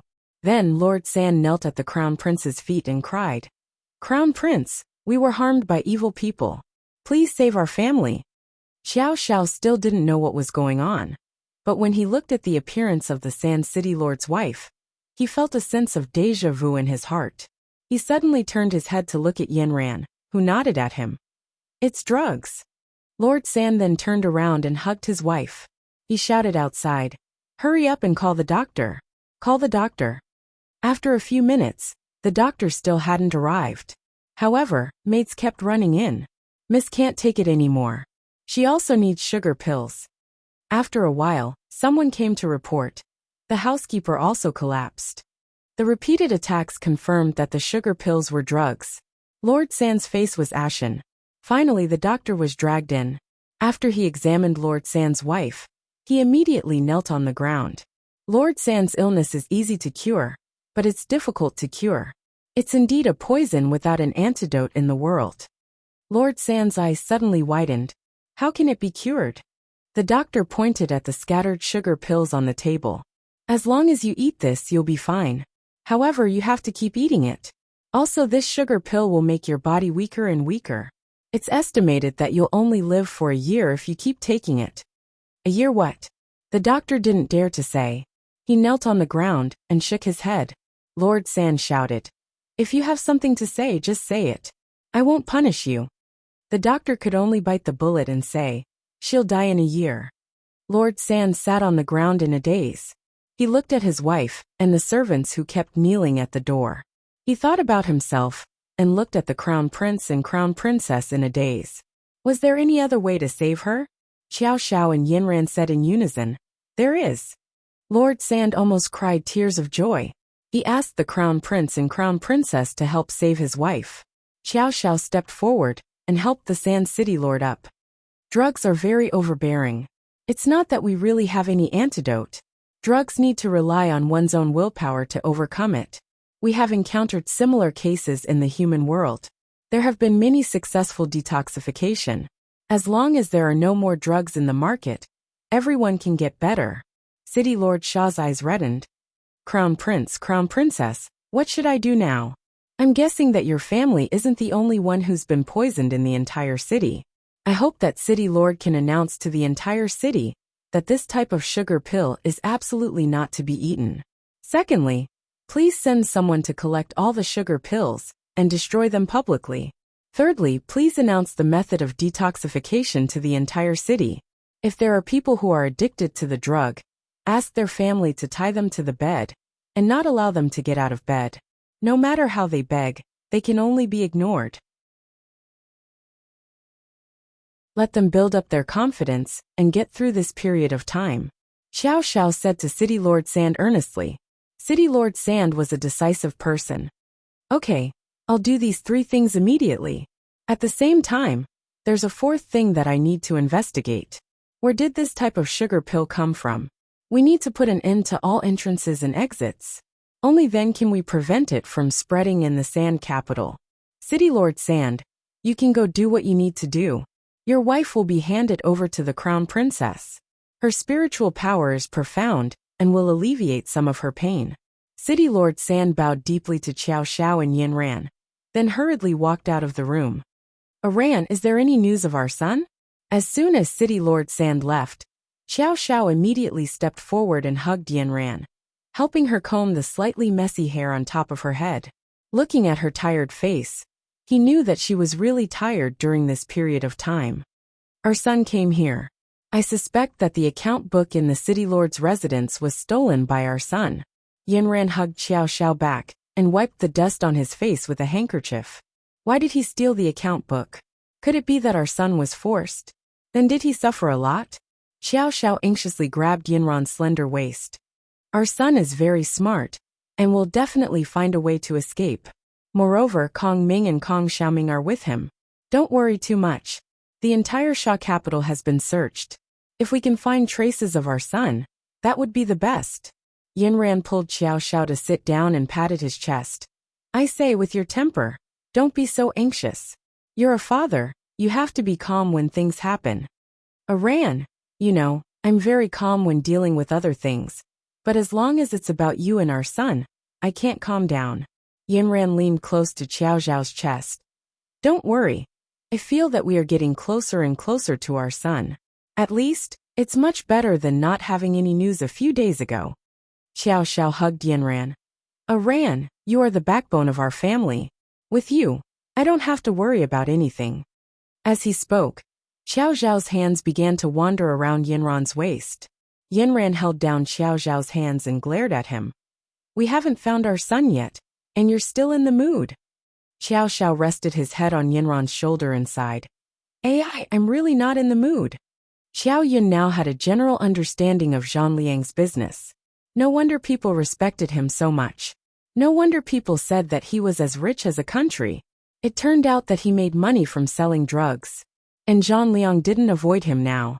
He just casually handed him a candy and watched him eat it. And every time, Xiao Yun would think of a way to throw it into the bracelet.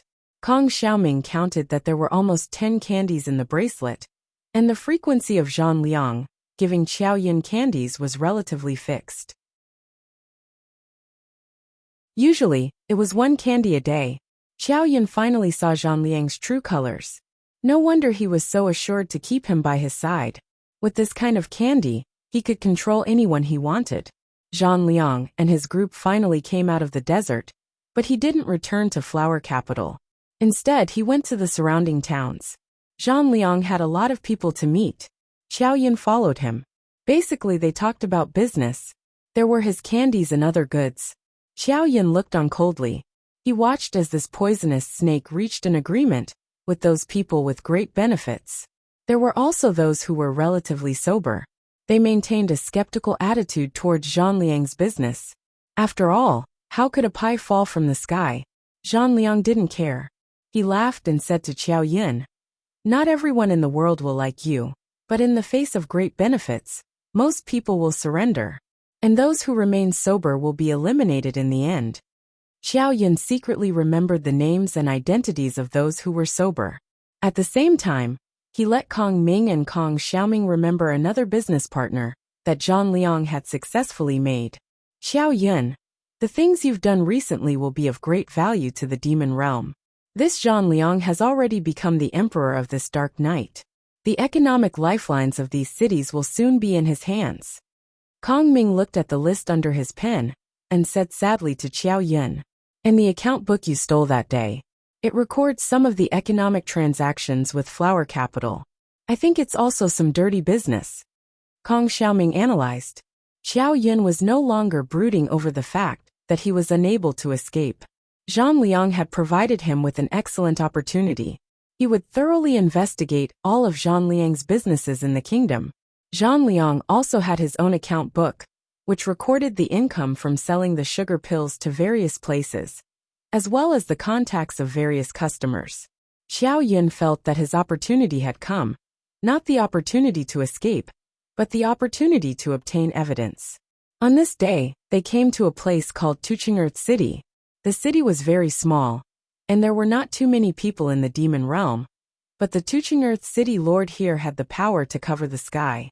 Zhang Liang talked to him about giving him a part of the candies for free, and then looking at the market demand to talk about the order, and at the same time he would buy their food at a high price. Tuqing City Lord was very happy. Who doesn't want a profitable business? And they are rich in food here, and the annual output has exceeded the needs of their Tuqing City people. The main reason why food can't be transported out is that transportation is not developed, and eventually many of them rot in the warehouse.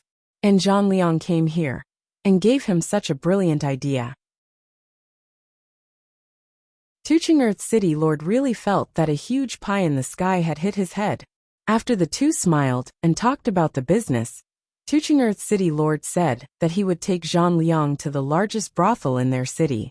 Zhang Liang promised, and was about to take Qiao Yin with him. Qiao Yin hurriedly stepped forward and said to Zhang Liang, "I'm a little uncomfortable. I want to eat a candy, and then take a rest. I won't go in the evening." Zhang Liang listened to the corner of his mouth and smiled. He took out a candy and handed it to Qiao Yin. "Eat the candy and rest early." Qiao Yin bowed his head and agreed. This was a rare time when he could act alone. He watched Zhang Liang leave with a few people, and 2 people stayed in the inn. Qiao Yin knew that they were here to monitor him. He hid in the room, thinking about his plans in the evening. After dinner, the other 2 people who accompanied him heard the sound of thumping in Qiao Yin's room. The 2 rushed into Qiao Yin's room and found that he was holding his head and hitting the wall. "Iron Egg, what's wrong with you?" "I'm uncomfortable. I'm very, very uncomfortable." Qiao Yin desperately pinched his throat and pretended to be very painful. The eyes of the 2 men flashed, and Qiao Yin's symptoms were the same as what they had done before. They all knew that Qiao Yin's drug addiction was acting up. One of them asked, "Have you eaten the candy today?" Qiao Yin said, "Not yet. Do I feel like I want to eat candy?" One of them replied, "Yes, this candy has the medicine to cure your discomfort in it. You can eat it." At this time, Qiao Yin pretended to stagger and picked up the candy he put there from the table. With a wave of his hand, He put the candy into his throat in front of several people. Of course, he put it in the bracelet. Then one of them said, "You take a little rest, go to bed early. You will be fine in a while. The first time is always a little uncomfortable." After that, the two men looked at each other and walked out of Qiao Yun's room. Then the two men did not leave directly, but listened at the door for a while. Qiao Yun screamed a few times in bed, and then there was no movement. One of the two men pointed to the outside, and then quickly left the inn.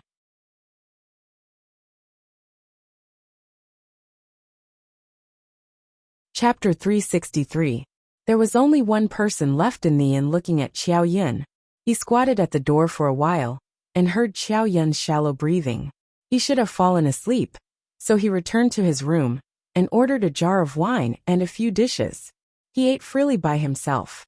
When Qiao Yun heard the movement at the door gradually disappear, he quickly got up from the bed, and jumped out of the inn's window like a cat. Next to him was Zhang Liang's room, which was also his destination tonight. At this time, the street was still brightly lit. Qiao Yun's small body swayed gently under the moonlight. In the eyes of the people on the street, he had already crossed 2 windows and entered Zhang Liang's room. The room in the inn was not big, but Zhang Liang's room was still very luxurious. The entire carpet made the room quite warm. The candles on the table were lit all the time, so that the owner of the room would not see darkness when he returned. The 4 treasures of the study on the table were quite well prepared, so that the owner of the room could write and draw at any time. Qiao Yun's room also had brush and ink, but it was obviously a grade lower than here. However, Qiao Yun still brought the paper, brush, and ink from his room with him. He could not leave any traces in Zhang Liang's room. He quickly rummaged through the room. Kong Ming and Kong Xiaoming helped him quickly check the room.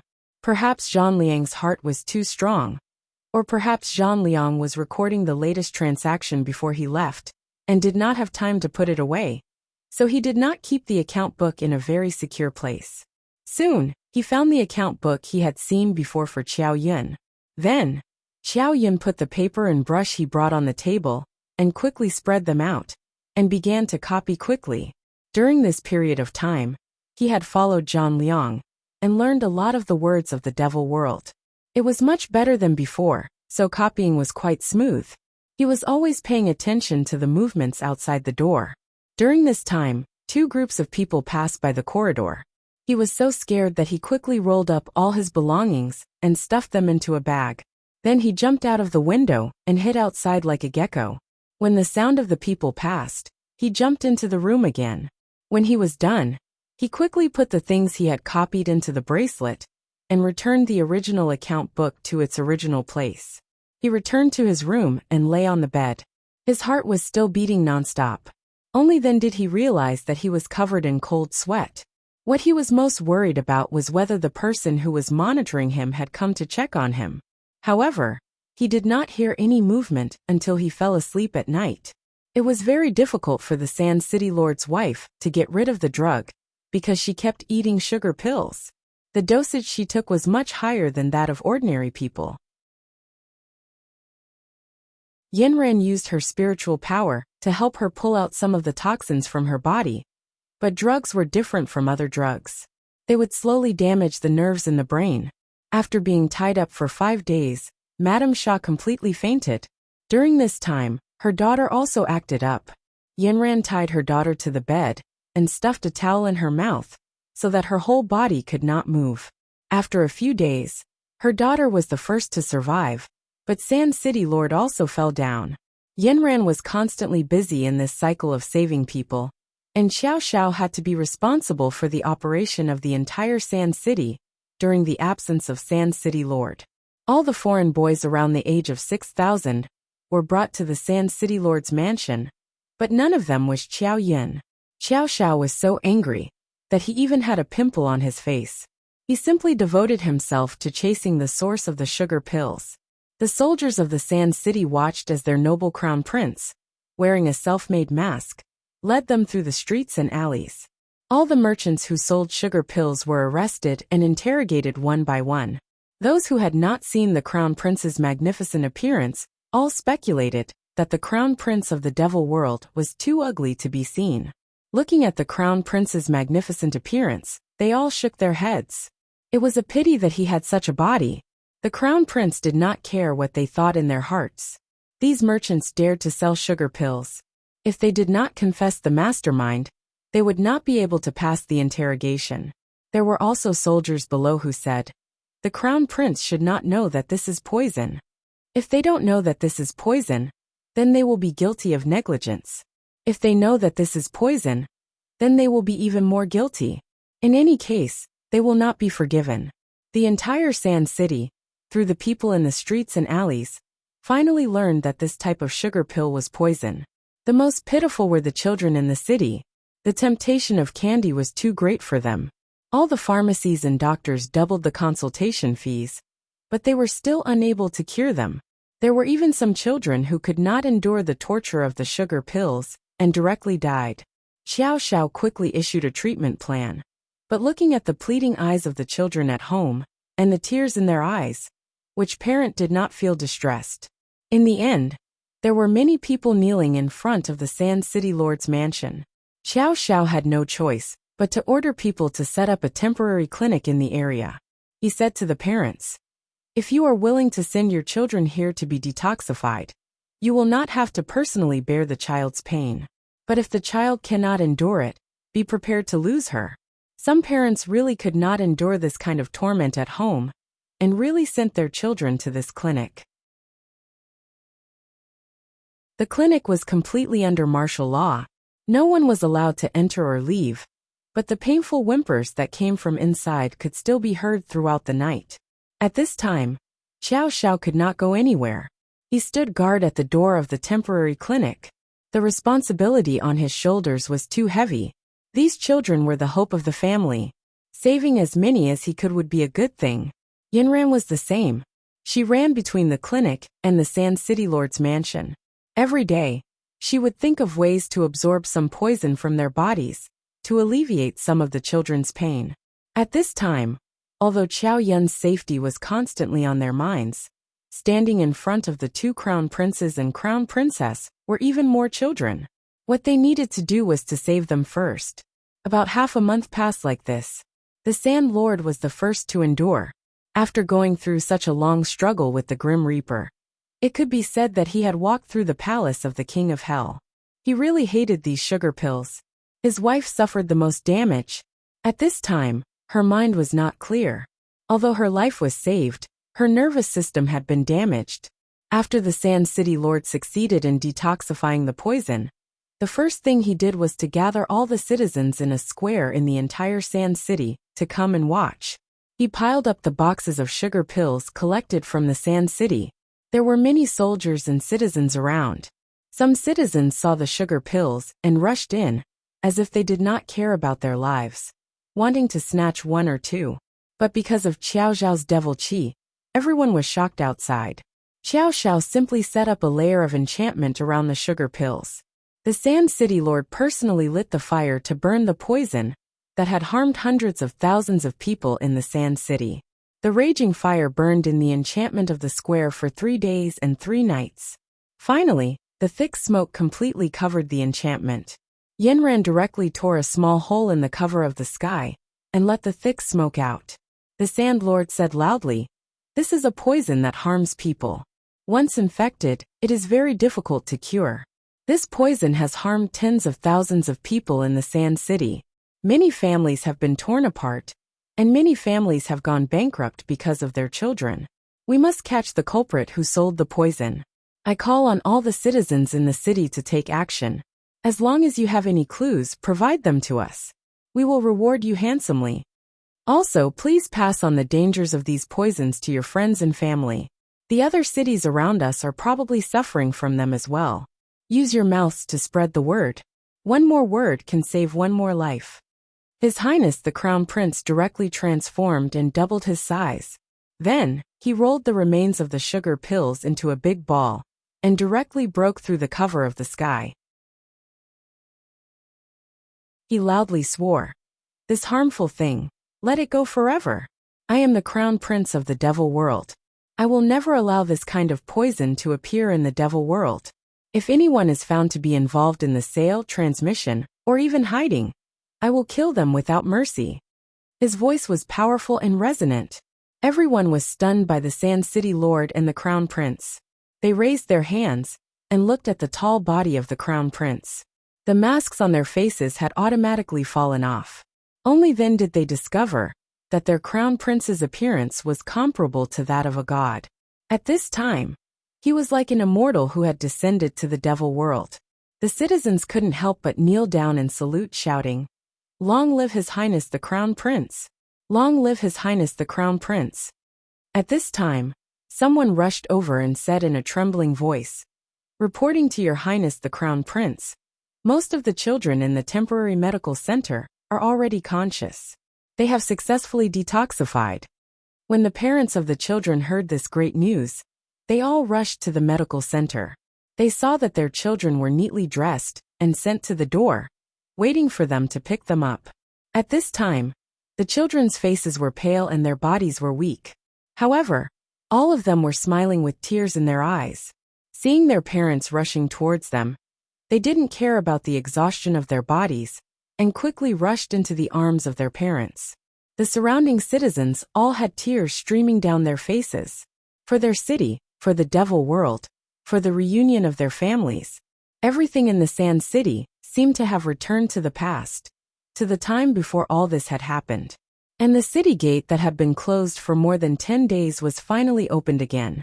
Early in the morning, after Xiao Xiao and Yanran bid farewell to the city lord, they took a carriage and quietly left the Sand City before dawn.